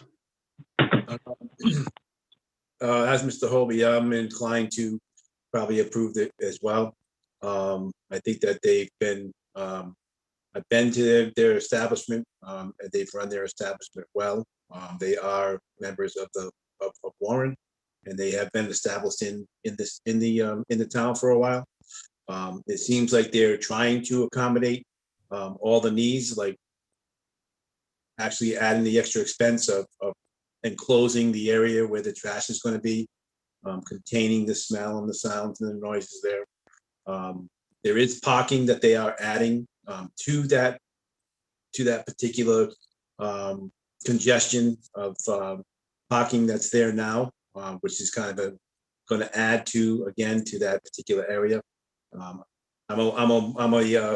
a Warren resident and lived here all my life. Did leave for a little bit, but always owned and lived in Warren, born and raised, born and bred. I've gone down, Water Street, and there are times that it is congested. But I've always found that you would always get through and work your way through it. So I would be inclined to approve it, and obviously with the restrictions in place and the guidelines that we're going to put in place. And I'm also in agreement with. I was also a chef. That was my beginning career. So I do understand the importance of takeout. And I'm sure that all the restaurateurs in the area are using takeout right now with COVID. And it is a large part of their business right now. And COVID is not going to go away for this year anyway, or potentially for the reason of the next year. So I would be inclined to also concur with the board members on that particular issue. And that's it. Mr. Atwood? Yeah, I'm not voting tonight, so I don't have any other further comments other than what was, I think the preceding comments by the other board members makes a lot of sense. Okay. Back to you, Mr. Wells. All right, so I want to go through and discuss the conditions, and hopefully someone is going to be writing this down as we discuss. Thank you, Jason. So the first thing I want to discuss, Mr. Chappelle, are the hours of operation for the business. So you have suggested that the business is going to operate for customers from 12 o'clock noon until 11 p.m. at night, 7 days a week. You're going to stop the food service at 10. Now, I'd like to hear from the board about these hours. I mean, my own feeling is this might be a little bit excessive to have this long of a schedule for 7 days a week, but let's hear the discussion on what we think about the hours. Mr. Holby? I don't have a feeling on the hours. I think maybe 9:30 might be good if you think it's long. But if you said 9:30 and Trafford's was at 10 o'clock and the Admiral was at 10 o'clock, I might query them and see when everybody else closes, so everybody closes at the same time. That's just a suggestion or an idea. I actually think that might be fair to everybody that way. But we can't go back to those people that already have an existing special use permit and ask them to adjust their times. No, I don't think we're suggesting that. Yeah, I'm not suggesting that. I'm just, if their times are 10 o'clock, then I'd let CHOP be 10 o'clock.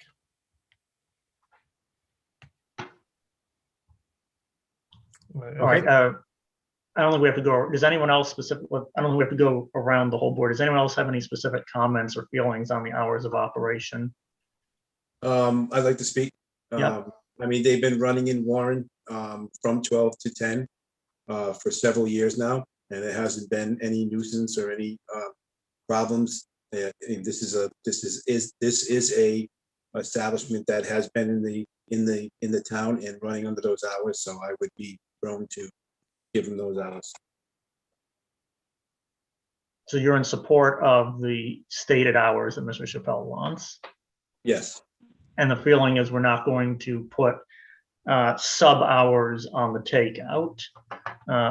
Bob, there is one comment. I saw that. I mean, I'm not sure what it's referring to. Is it the hours of operation? I'm assuming that we're Right, discussing. so the comment is the point of information. This information was not available during the public comment. I mean, I think hours were discussed during the public comment, but I also want to mention that to the extent that a liquor license is going to be associated with this property, those hours are going to be imposed by the town council in terms of the hours applicable to that license. To the serving of the liquor. Right.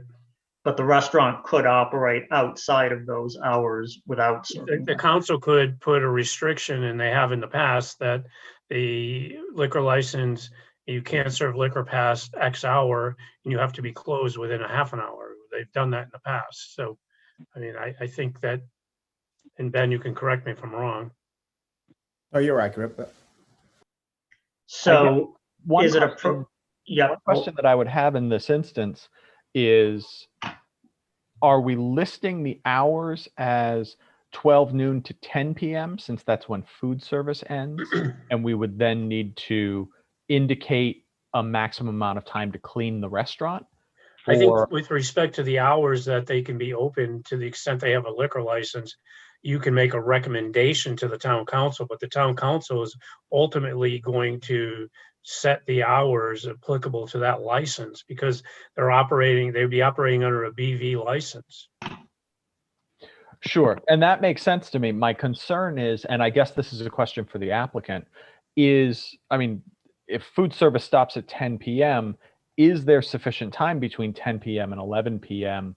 to both escort whatever remaining patrons you have out of the building and still close down the restaurant sufficiently in that much time? I don't know about, so cleaning and closing of the restaurant, I'm not sure that would be restricted. I mean, if that took longer, Right, it's getting the mean, patrons It's out. getting the patron. So if someone orders their meal at 10 p.m., you know, and that they get their food, they need time to eat their food and then leave. I think, but I would suggest perhaps the condition is that the restaurant not open for business prior to noon, as has been proposed, and that the termination of service shall be determined by the rules of the liquor license through the town council's purview. And the, Yes. Yes, Chuck, was that a yes? I think we just need to go along with the liquor license, and if he wants to have an earliest opening time of noon, that's fine, because we really can't have a restaurant across the street, one right next to him in the same plaza, and one a building over, and start dictating his hours, but not dictating anybody else's hours. Well, I think we have dictated the other hours at the times they would have come for their original special use permits. But I think leaving the end time to the liquor license makes sense, and we can respect the opening time that Mr. Chappelle has suggested. And that we're doing that, and that'll be allowable 7 days per week. So, Mr. Chappelle, out of all of that, what we're proposing as a condition is that you open the restaurant for business at noon, and the closing time will be determined by the requirements of the liquor license to be set by the council, and this would apply 7 days a week. Yeah, I think the end is fine. The beginning is practically what we do. It's what we do now. Ironically, we're setting a condition on the side that we know doesn't matter. I mean, the only issue to opening up at 10 or 11 for brunch, I guess, would be parking. And that's the only time of day we probably have no issue, whether it's Water Street or not. So I mean, I don't think there's a problem. The opening time isn't. So if you want to set whatever you want for your potential opening time, I don't think that. Yeah, All right, we're not competing with breakfast. In fact, we really don't want to compete with the cafe. So the 10 o'clock, I think. Yeah, so I think just in case we have a Mother's Day brunch or something, you know. That's Well, fine. it's at noon. No, well, we just said, he's saying that it's not a problem. That the concern about the hours, it's not going to be at the opening time. So if he wants to, you know, open at 10 or something, that's not, I don't think, when the parking and the noise and all that is going to be an issue. But it also, we could say that he could open potentially as early as 10, but the liquor license may also be conditioned. I don't know if the council may condition that the liquor license starts at noon or something. So, I mean, we could just leave the hours of operation entirely based on whatever the liquor license is. Ben, isn't it correct that, I mean, are there certain restrictions you can't serve before a certain hour? Yeah, correct. So what I would do is when you set of conditions, it's basically if there was somebody complained about a nuisance or a hazard, and the hours would, eliminate that nuisance or hazard. Because we haven't heard any testimony, I would think it would be appropriate that the town council set it via their liquor license. And yes, they will account for opening and closing and cleaning up. I think so. Is everyone comfortable with that? That we'll let the hours of operation be determined by the council per the liquor license? I think we're comfortable with that.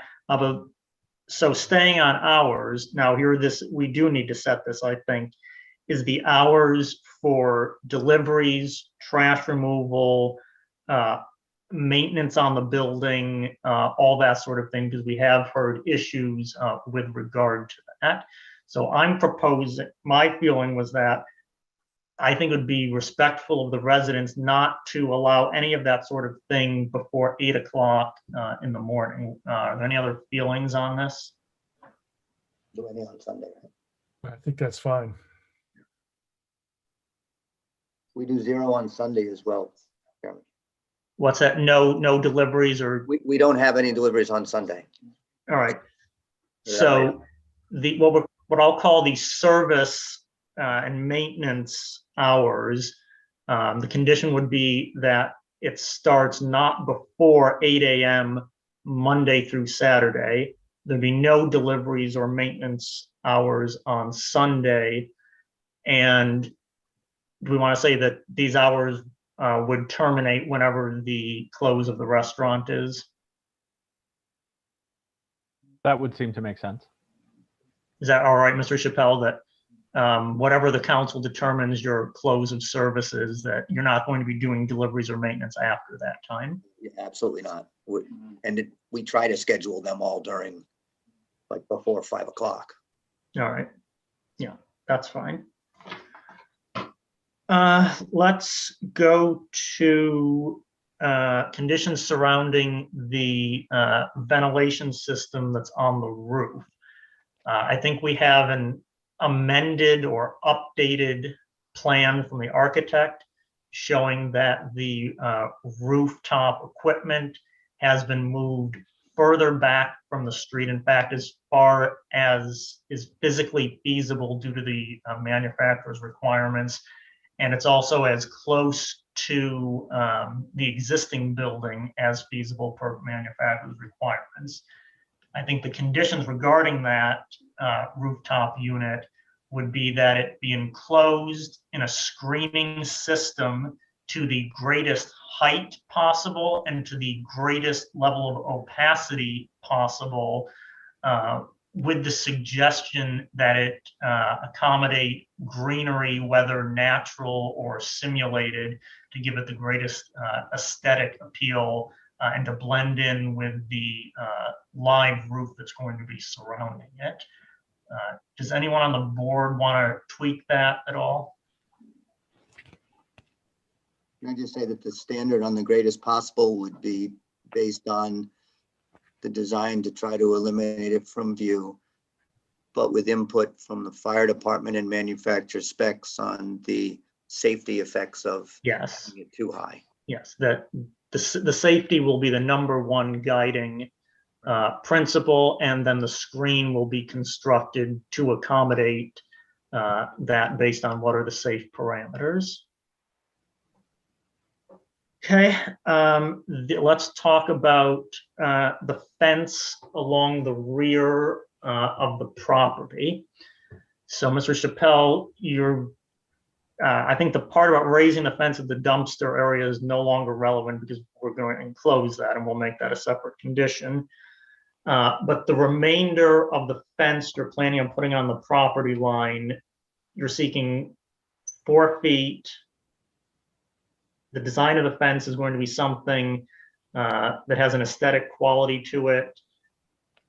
It has the ability to accommodate the ivy that's growing so that it doesn't grow on the building, but the fence is used as a vehicle to carry the ivy. Is there anything else specific you're seeking about the fence itself? No, I think that does it. I know that we were all there yesterday. There was that wrought iron metal fence that the ivy's growing on, and seems to me because of how advanced that is, if we could maintain that, that would be great. We were really proposing opaque, mainly because we were worried about that dumpster area, but I think we've solved that problem. So it might be better to keep the fence that already has all that green vegetation to the extent we can. And if we can't, then it must be replaced with a suitable fence also designed to take that vegetation line.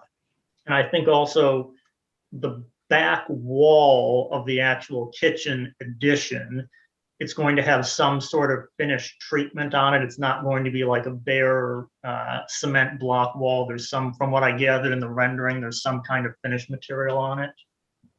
The container, actually. Well, both the container and the wall of the kitchen. What is the finished material? What's the finished material on the building? We believe it's a cedar shake. All right, so there's some kind of finished construction that's going to form the visual at the back of the building and on the container piece.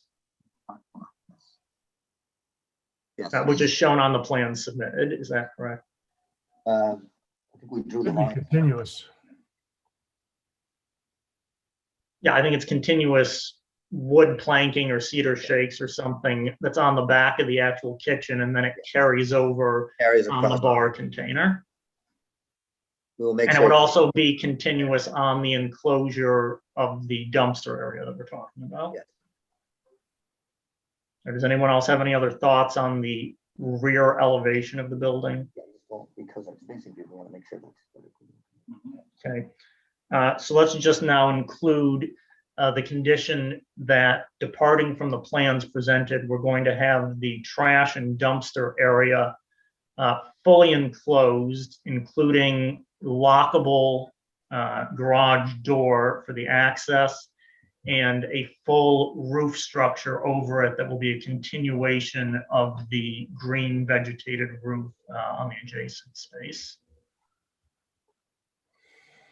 Does anyone else have anything specific on the that trash piece? No.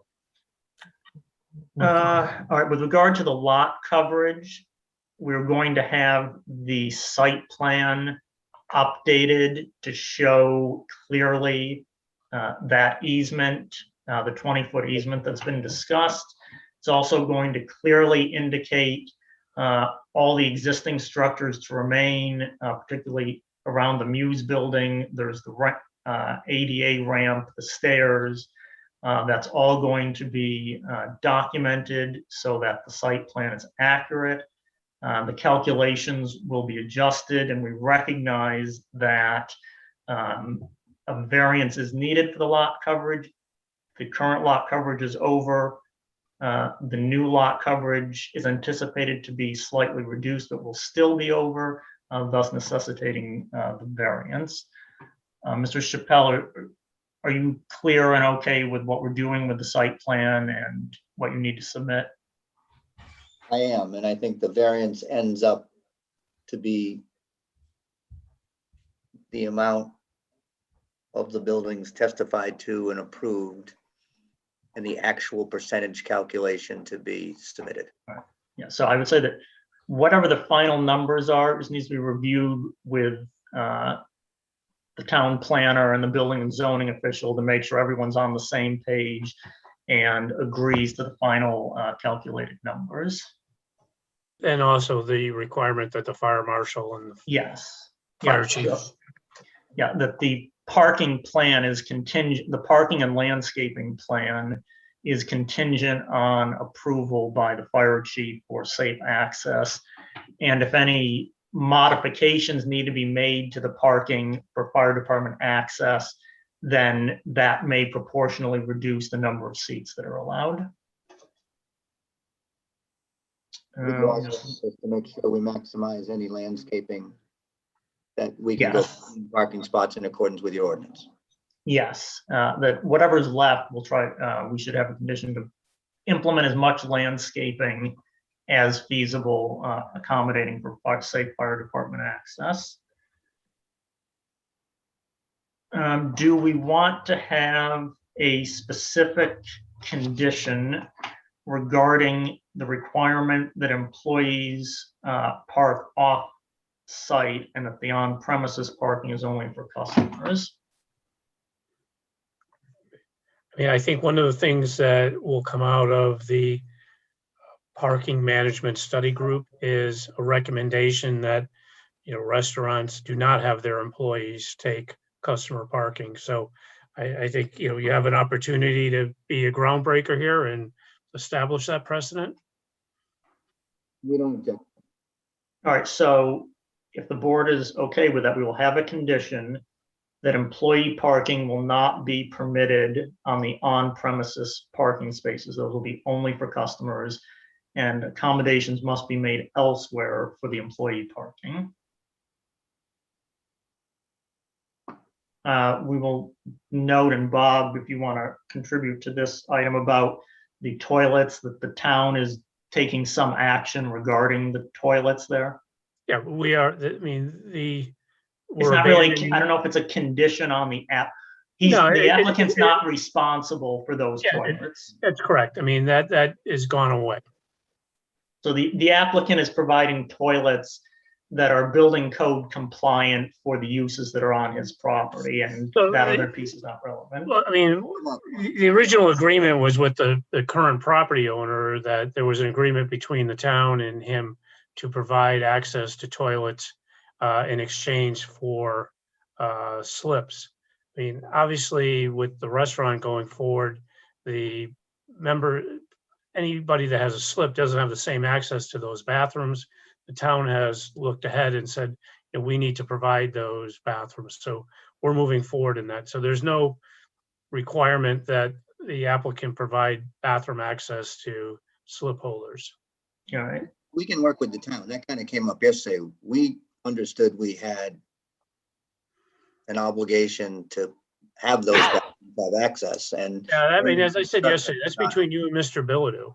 Well, I get it, but I don't want to, this, whatever that document says, or whatever we're going to do with you in the town, if it's determined that we have to have that bathroom, we understood that. Yeah. If it's determined that we're released from that, or that we're not a benefactor of that, then we don't own it yet, so we don't even have standing. Yeah, I don't think that needs to be part of that. Yeah, I think we're gonna stay, this board's gonna stay silent on the toilet issue, and that's something that'll be worked out at the town level. I think just general conditions that the development has to be approved and compliant with CRMC, DEM, building and fire codes, and Department of Health regulations as applicable to this use. And we can specifically note that with regard to DEM, they will have to approve the soils mitigation plan for any construction that might disturb the soils for the new addition. I think that's everything I have on my list. If anyone else has anything that we missed or wants to also put into this set of conditions. Yeah, Mr. Holby? Was spoken about earlier about maybe no smoking sign in the rear of the building. Okay. Nobody smokes in that area. Do we want to say something like no smoking within an X number of feet of the building, or? Sure, as long as it's indicated in the rear of the building where it abuts the neighbor's building there. Yeah, so Mr. Chappelle, do you want to like within the property line, a certain dimension where no smoking is going to be permitted? Yeah, I mean, well, just, I know you hate smoking. On the planet these days, but how give us a number. How many feet from the property line? I mean, this is common in buildings that there's a certain dimension from the line. 20 feet. 20 feet from that residence, which is that whole kind of area. Okay, so basically from the property, there shall be signs posted such that no smoking is allowed within 20 feet of the property line.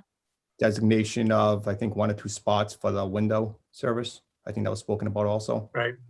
Yeah. Designate takeout spots. And that will have, and is it, so the new spaces that are going on your property definitely have to be striped. Bob, are the 18 spaces, is that the town's responsibility to stripe those? I think that's going to be an agreement between all 3 members of that easement agreement to stripe the spaces, because I mean, several residents have raised questions whether those exist. I mean, we believe they do exist, but I would suggest that the striping can be outside of the purview of this approval. But I think with respect to the period of time that the applicant is doing takeout, that they designate a certain number of spaces for that takeout. Yeah, and I think we said those takeout spaces will be designated within from their the 18 12 spaces. No, we said it was from the 12 that are going to be on their own property. But we don't know that they're going to end up with 12. Well, I think we're just designating that the takeout spaces have to be taken from the spaces that are on your own property, not the ones that are on the town property. Are we? Well, I mean, again, I want to be clear that they have 18 spaces that are on the town property, that there are 8.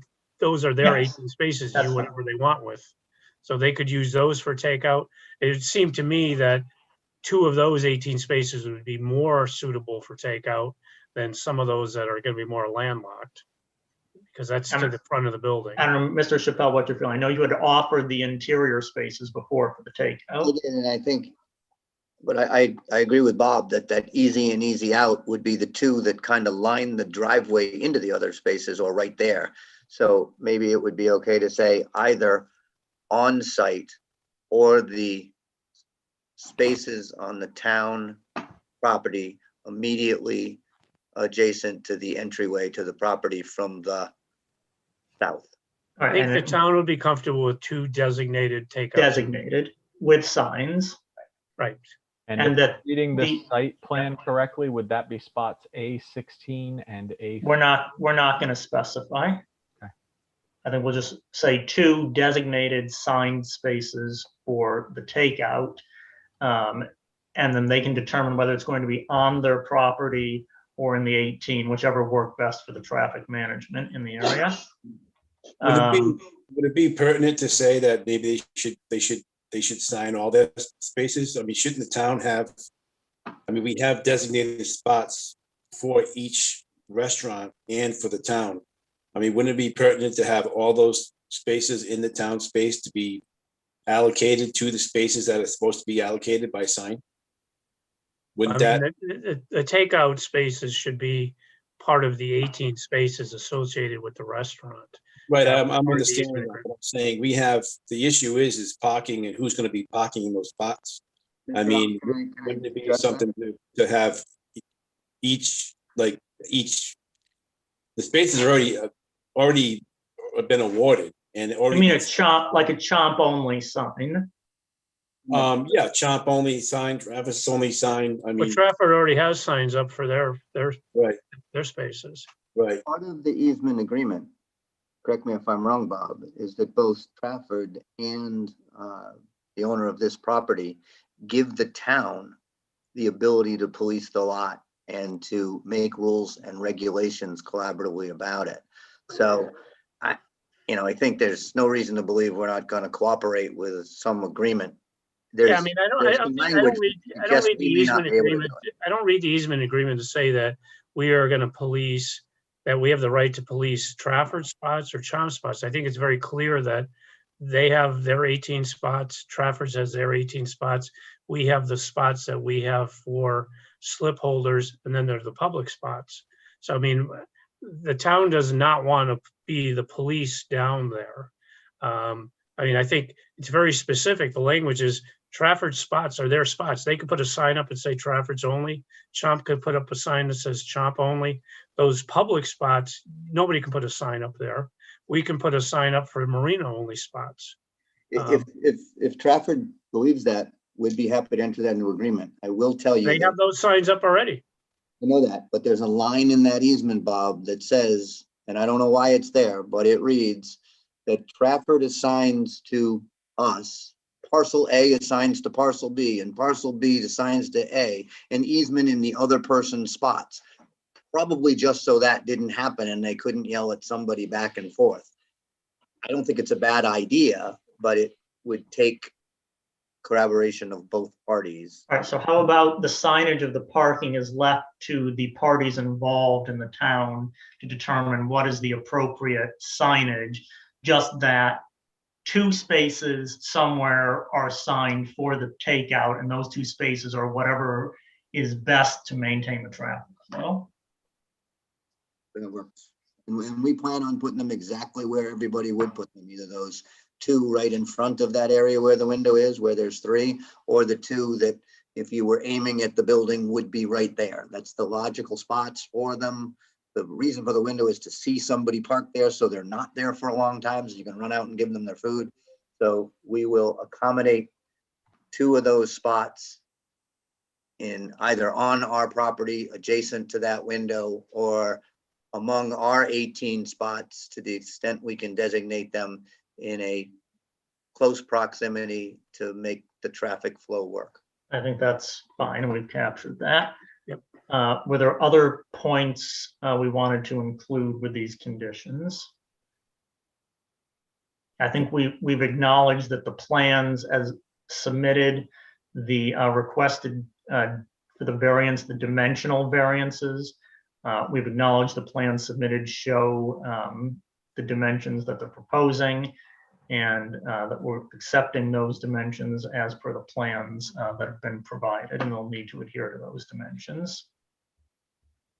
Yeah, Joe, I think you need a conversation with Attorney Chappelle about maybe a sunset clause for that that takeout window. I know you mentioned. All right. Yeah. Conversation has to be had. So yeah, Jason, this was your initiative. What were your ideas on them coming back to review certain aspects of this after a time has gone by? I think they're very limited into if there's a problem area or there's, maybe something you want to look at, but keep it very limited to what Sunset and Mr. Chappelle would have to agree to that. Yeah, and I think ultimately one of the difficulties, I think, maybe if they're not open till September, we're really talking about the winter months, which could be significant takeout periods of time, but I don't think there would be the same level of potential recreational versus restaurant versus residential traffic clash.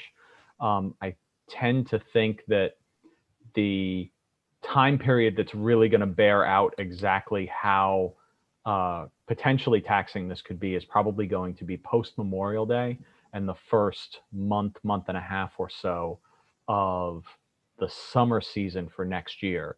Once hopefully COVID restrictions are gone, tourists are back in town, people are out walking around on Water Street, you've got bike traffic, local traffic, that sort of thing. I would be inclined to say that Would it be? Go ahead. Oh, go ahead. Well, I was going to say, I'm inclined to say we see them at the regularly scheduled July zoning meeting in 2022, and that the only things on the docket for review at that point would be whether or not the parking has, whether or not the traffic has proved an issue, and whether or not a restriction to takeout hours is appropriate.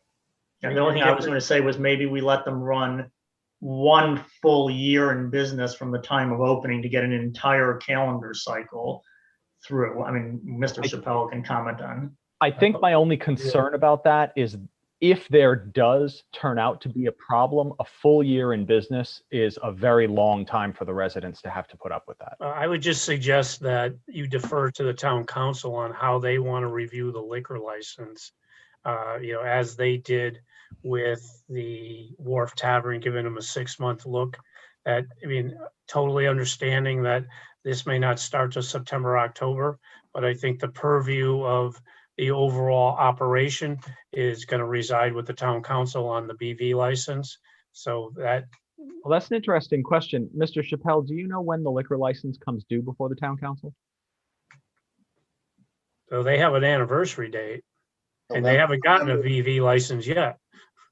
Right, I think your whole town does them in November, or November 30, right? There has not been a BV application submitted yet, nor has there. Part of our, obviously we're not up and running, but part of our duty will be to ask to transfer, not an additional license, but to transfer the license we have. So that's a change from what was presented initially, that initially the request was to maintain the license at the Child Street property and request an additional license. So now you're suggesting there is a transfer of the license? My understanding is the license that would be is they were transferring the license, and the original license, if that place is used for catering, that's not a BV license, a catering. Okay, license. I'm just saying that was what was originally represented, that they wanted to maintain that license. And so in any event, that's going to be a council decision. Right. Yeah, I mean, that's a council thing with regard to the liquor and the operation. Right. I think the only things we're considering, and from a zoning perspective, is a review of the parking management plan with regard to your employees going elsewhere, this how your parking is working and how the takeout, basically the parking for the restaurant, the parking for the takeout, to have a review of your parking management plan after some period of time in business. Yeah, Matt. When I think about that, the testimony that's been provided throughout the course of the meeting, there's many businesses down there, and so it's really hard for me to understand what the metrics of it working or it not working would be at that time in the future. It seems like a intractable problem. I think it would really be more of providing another opportunity for public comment on what could potentially pose an imposition to the neighborhood, as opposed to approving this situation and the special use permit outright without providing the residents of the neighborhood, who obviously have significant concerns, with some point in the future that they can look to say, this is going to be the opportunity to make amends if we need to at some point in the future, or at least present comments and concerns before a public agency that can then look at what might be done to remediate that situation. And I apologize, I don't want to belabor the point. I mean, the town has acknowledged that overall in the downtown area, Main Street to Water Street, all the cross streets, we have to address the parking problem. So, I mean, I would just suggest that some of this could be addressed as part of that study, and there might be decisions made in the intervening period that would negate some of the decisions you made. If there's a decision in 3 months that we're going to go to resident parking stickers, I mean, that's going to, so I mean, I don't know that, I mean, And I would. Bob, not to cut you off, and I completely agree with you, but I don't personally have a lot of faith in the swift action of government agencies. I would love it if you had a parking in 3 months. But the reality, I think the unfortunate reality is that there is a parking management problem, and I am perfectly willing to accept the fact that solutions are on the move as far as what that could be. I think there's been enough public comment voicing concern about some of these things, and there's been enough discussion about the idea of us as a board imposing restrictions that right now we think are onerous on the business owner. We could be wrong. You know, So, I mean, then maybe the solution is, but, you know, it's an either or. If in fact the town hasn't come to a resolution to the parking management issue, then the zoning board can pick this issue up. absolutely. I mean, I think if we say that they need to come back to us in July of next year to review the parking management and whether or not takeout hours restriction is necessary, and in the ensuing 9 months or so, then there is a solution that has been determined by the town, we could simply wave that off and say that meeting is not necessary. I agree with that. Mr. Chair, if I may just give some input, I obviously just reminded you, Mr. Chair, and the board about, Mr. Renone's raising the possibility of a sunset type clause. I got to be honest, I am not crazy about sunset clauses with approvals for special use permits. And it's, and one of the biggest reasons is this board has to make a finding tonight. And the finding has to be based on the evidence and testimony that this proposal will not create a nuisance or a hazard. And that's got to be backed up by what you heard tonight. So if we start throwing doubt, if this is the way the board's going, but if we start throwing doubt in terms of whether or not, well, we're not sure, it may cause a hazard down there, et cetera. So I'm a little reluctant, and that's just my personal thing. I know we've done in the past. I'll let Mr. Chappelle, chirp in and see what his opinion is, but I'm not crazy. I really don't like him too much. But again, if it's something that he wants to do in good faith and, be a good neighbor, then we can do it. However, I'd be very careful trying to make that finding a fact in addition to doing a sunset clause. On the one hand, we're trying to be accommodating, but on the other hand, I certainly see Ben's point where it almost speaks for itself that if I feel I need a sunset clause, did we satisfy the criteria? So I'm just wondering if there is a way that we can, as a condition, rather than be a sunset clause, be ordered to, as a condition of this, that we cooperate, that we not only follow the parking plan, but we cooperate with the town in being a part of any commission started by Bob or anybody else for parking in the area, so that we will be on notice of problems, if you will. And again, if we were arrogant and ignored all of those problems, I'm pretty sure that would be brought to the attention of the council. So it kind of gets everybody a chance to look at it, puts our money where our mouth is, that we stand ready to meet with you and cooperate. It just doesn't create some type of issue that both Ben and I may be. Well, again, I mean, we've done this in the past where the council has issued either entertainment licenses or liquor license with, a look back. And I think that is the safest way to do this right now. In 6 months, if the parking issue isn't resolved, the council can say, you have another 6 months because we're not done looking at this. So the onus isn't on the zoning board. The onus is on the council in terms of the licenses that they give you. Is that? Well, do we want to simply say that Chomp's parking management plan will be integrated with whatever overall town parking strategy is determined via this committee? Well, I mean, I don't think that, I mean, again, I wouldn't say that because, I think that under the master easement agreement, it's pretty clear the existing 18 spaces that they have. And I think with the issue with respect to the takeout, that's going to be the council's decision and how they want to see how that integrates with giving a BV license, whether it's a transfer or a new license. I don't know that, the zoning board necessarily wants to wade in on that. I mean, that's my concern is that, and again, I think it's pretty clear and court can disagree with me or agree with me. The spaces that are allocated to Billadue's property, to Trafford's property, the town and public, that's pretty clear. That's established. Whatever additional spaces they can create on their site is going to be dependent on the fire marshal and the fire chief saying that's acceptable. If that works, that works. But if we're talking about takeout and parking in that general area, I mean, that's beyond the scope of this board. And, I wouldn't want to see you having to come back. I think that is going to go back to, whether the board wants to transfer the license. I mean, the council wants to transfer the license or not, or give them a new license if that's what they're looking for.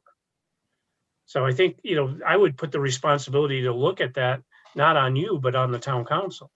Well, I don't think we can say anything because we can't tell the council what to do. So we may just need to remain silent. But you can give them a referral. I mean, you can give it an opinion. But it's not, I mean, I don't think we can put a condition on the applicant that he has to go seek approval from the council or some review. Ultimately, it's going to be the approval of the council, whether they, well, yeah, yes. I mean, they're not going to open a restaurant if they can't serve beer. Correct, but that may not address, I mean, the council may ignore parking and may not factor that into the, we can't say to the council, you have to take into account parking as part of your liquor license approval.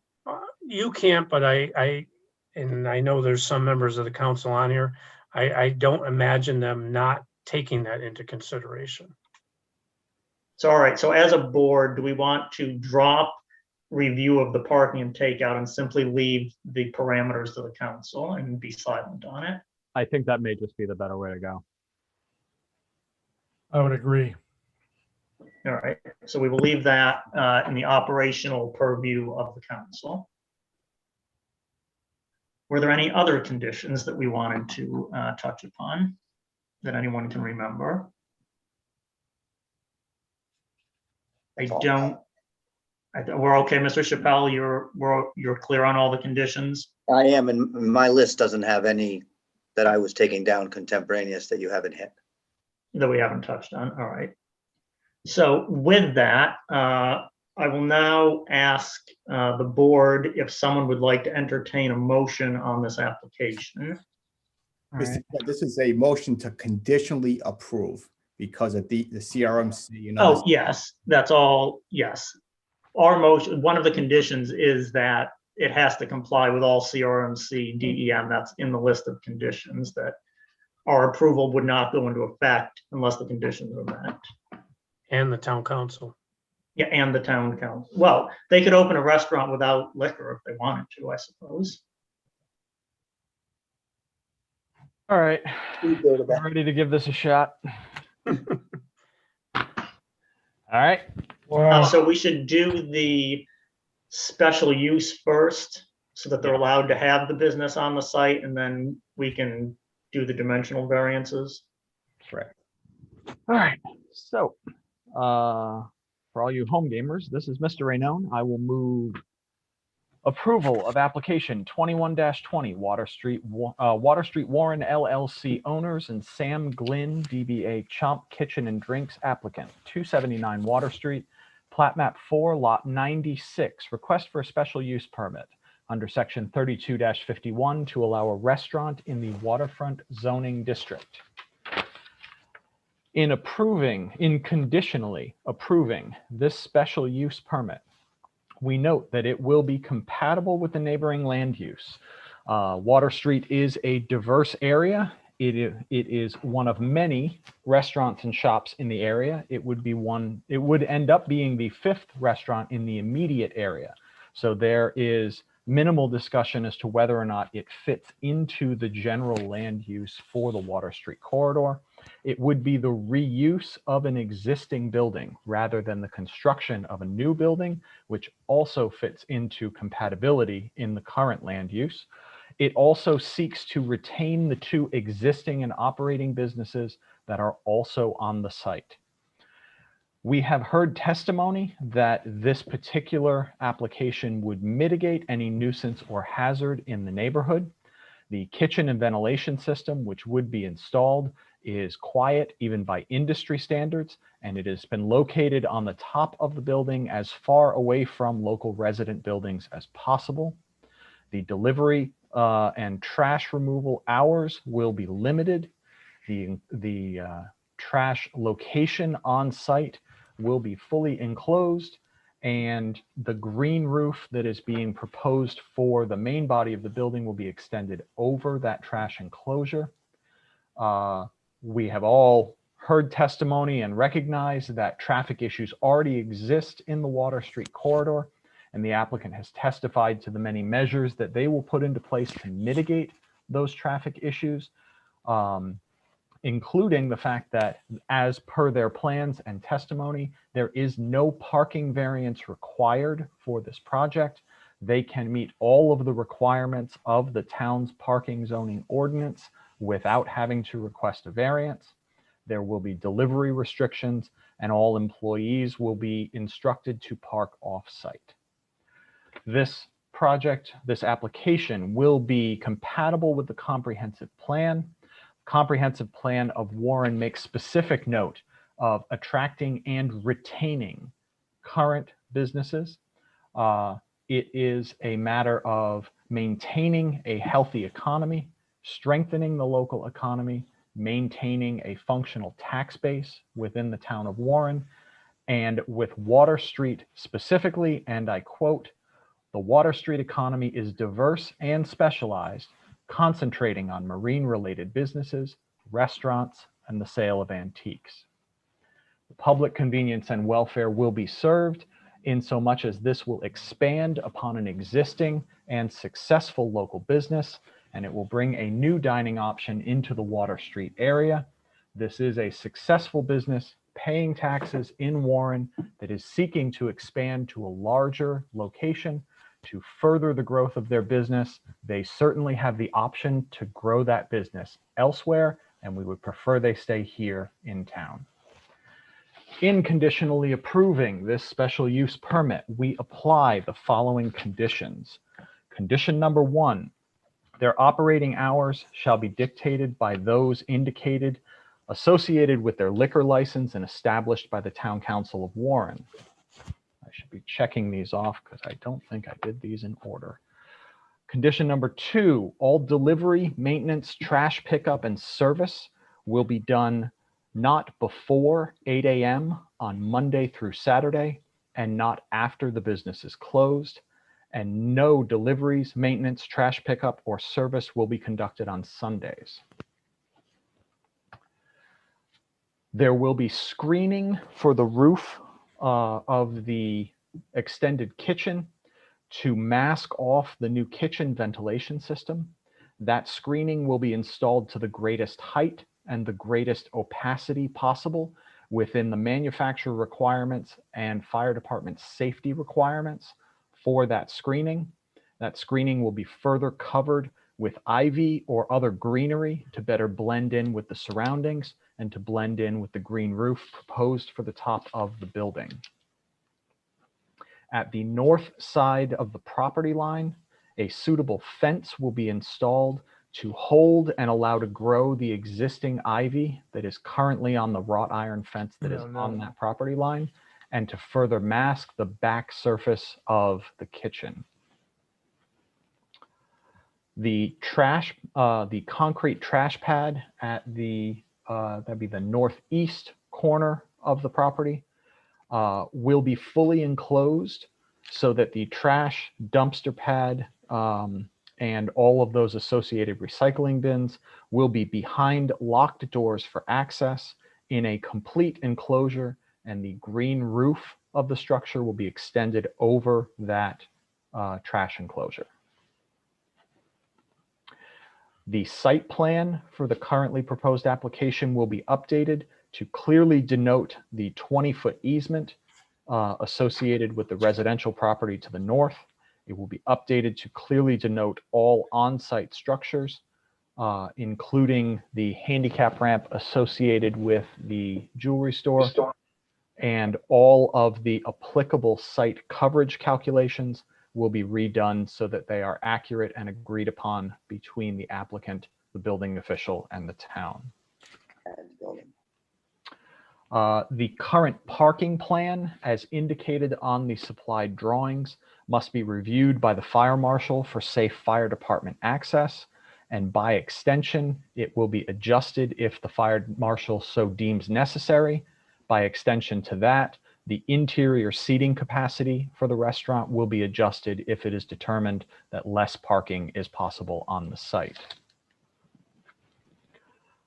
On-site parking will be reserved for customers only, and the applicant will instruct all of his employees that they must park off-site. This approval will be conditional upon the satisfaction of all requirements for CRMC, DEM, police, and fire approvals and reviews, with specific reference to DEM approvals, all soil remediation, and all installation restrictions and remediation restrictions associated with the helical pile system for construction. All of those applications must be filed and everything must be in full compliance. We further condition that the applicant will provide signage to indicate that there will be no smoking allowed within 20 feet of the property line. And we further condition that the applicant shall assign two of their parking spaces to be designated for takeout customers, and that they shall install appropriate signage which shall be coordinated among all parties involved. If those parking spots are within the town easement, if they are on their own property, more power to them. I don't think I missed anything. I just want to expand on the parking, that the spaces on their own property shall be striped by the applicant. And that also with the parking on their own property, landscaping shall be installed per the ordinance to the greatest extent possible, still allowing the safe fire access. Mr. Ranone has made a motion as amended I or will second it. supplemented by Mr. Ellis. Mr. Holby seconds it. Mr. Ellis, Aye. Mr. Ranone, Aye. Mr. Thibodeau, Aye. Mr. Alves. Aye. I don't believe I missed anyone. Aye. Mr. Holby. Aye. So, Mr. Atwood, unfortunately, you don't get to vote. So the special use permit is approved 5-0 with the conditions as articulated by Mr. Ranone and Mr. Ellis. Excellent. So now we can move to the variance. All righty. This is Mr. Reno, and I will move approval of application 21-21, Water Street Warren LLC owners and Sam Glynn, DBA Chomp Kitchen and Drinks applicant. 279 Water Street, plat map 4, lot 96. Request for a variance under section 32-78 to construct an addition with less than required rear yard setbacks and to exceed the maximum lot coverage in a waterfront zoning district. In approving this variance, which is, just to codify, a rear lot setback of 6.6 feet where 20 feet is required, a side yard setback of 6 inches where 10 feet is required, and a lot coverage which is reduced from existing lot coverage, but still in excess of 30% lot coverage, with a final calculation of resulting lot coverage to be recalculated and approved by the building official and the town. We find that the hardship noted is due to the unique characteristics of the subject land or structure and not due to the general character, and is not due to, yeah, that's right, I'm sorry. Hardship is due to the unique characteristics of the subject land or structure, in so much as the existing building, which is being renovated into a restaurant, is significantly offset from the center of the property and very close to the north property line. The current building placement thus is already out of compliance with the current zoning code, and the request for the variance is the result of needing to install a commercial kitchen and to clean up some of the corners of the proposed installation. We find that this application is not due to any prior action of the occupant, in so much as the occupant is seeking to maintain 2 existing businesses on site, and that the existing warehouse building that they are looking to turn into a restaurant is a long and slender building, which does not lend itself to the incorporation of a kitchen space inside the confines of the building. We find that it will not alter the general character of the neighborhood. We have heard testimony that the back of the building will be screened off with fencing to allow the ivy to grow, and that will be extended up onto screens to mask the new HVAC system, the new ventilation system on top of the commercial kitchen. We have also heard testimony that this construction will not affect or alter the trees that are currently existing on the north property line. We do find that what is being proposed represents the least relief necessary, in so much as it has been presented that a commercial kitchen would not fit within the confines of the building. We have heard testimony that the kitchen is being confined to the footprint of an existing deck on the back of the building, and they have made every effort, as we have seen from some of the plans, to streamline the new work and new construction associated with this project in the most efficient means possible. If we were to not grant this variance, we do find that it would constitute more than a mere inconvenience, in so much as this location would not be serviceable for the expansion of an already successful business here in the town of Warren, and we would much rather they manage to expand their business here in Warren rather than decide to take it elsewhere. Does anyone want to add anything to Mr. Renone's motion? Hearing none, is there a second to the motion? Second. Several seconds. Mr. Ellis? Aye. Mr. Holby? Aye. Mr. Alves? Aye. Mr. Thibodeau? Aye. Mr. Renone? Aye. The motion carries. Hey, Bob, can we just clarify? Aye. Let's do a second. I just, for the record, for the decision. Who just seconded that motion? Mr. Alves was the official second. Very good. Thank you. First of all, thank you. But can I clarify one thing that I thought, and Jason, to do that eloquently is amazing that you pulled that off. But the one thing that I did hear when we talked about the lot coverage variance was that it was less. Remember when we got here today, removing the decks was less. We have to provide the calculation now showing the garage. So I'm not ready to sit. When we add that 1 square piece, we're limited obviously to what we showed plus that garage. But I think A and B may be a slight increase, and that's what we discussed. And I think the way the motion read was it would end up with a reduction in lot coverage. Now with the area that we pitched, I just don't want that to be an issue. So Jason, I would do a motion to reconsider, get approval, open up the vote again, and just make the amendment. So the amendment would be that potentially there would not be a decrease in lot coverage. There potentially could be an increase in lot coverage because of the consideration of adding the enclosed trash area. Is that correct? Motion to reconsider. Is there a second? Second. Mr. Hobie seconds Mr. Renault's motion. Mr. Ellis, Aye. Mr. Hobie, Aye. Mr. Renault, Aye. Mr. Alvis, Aye. Mr. Thibodeau. Aye.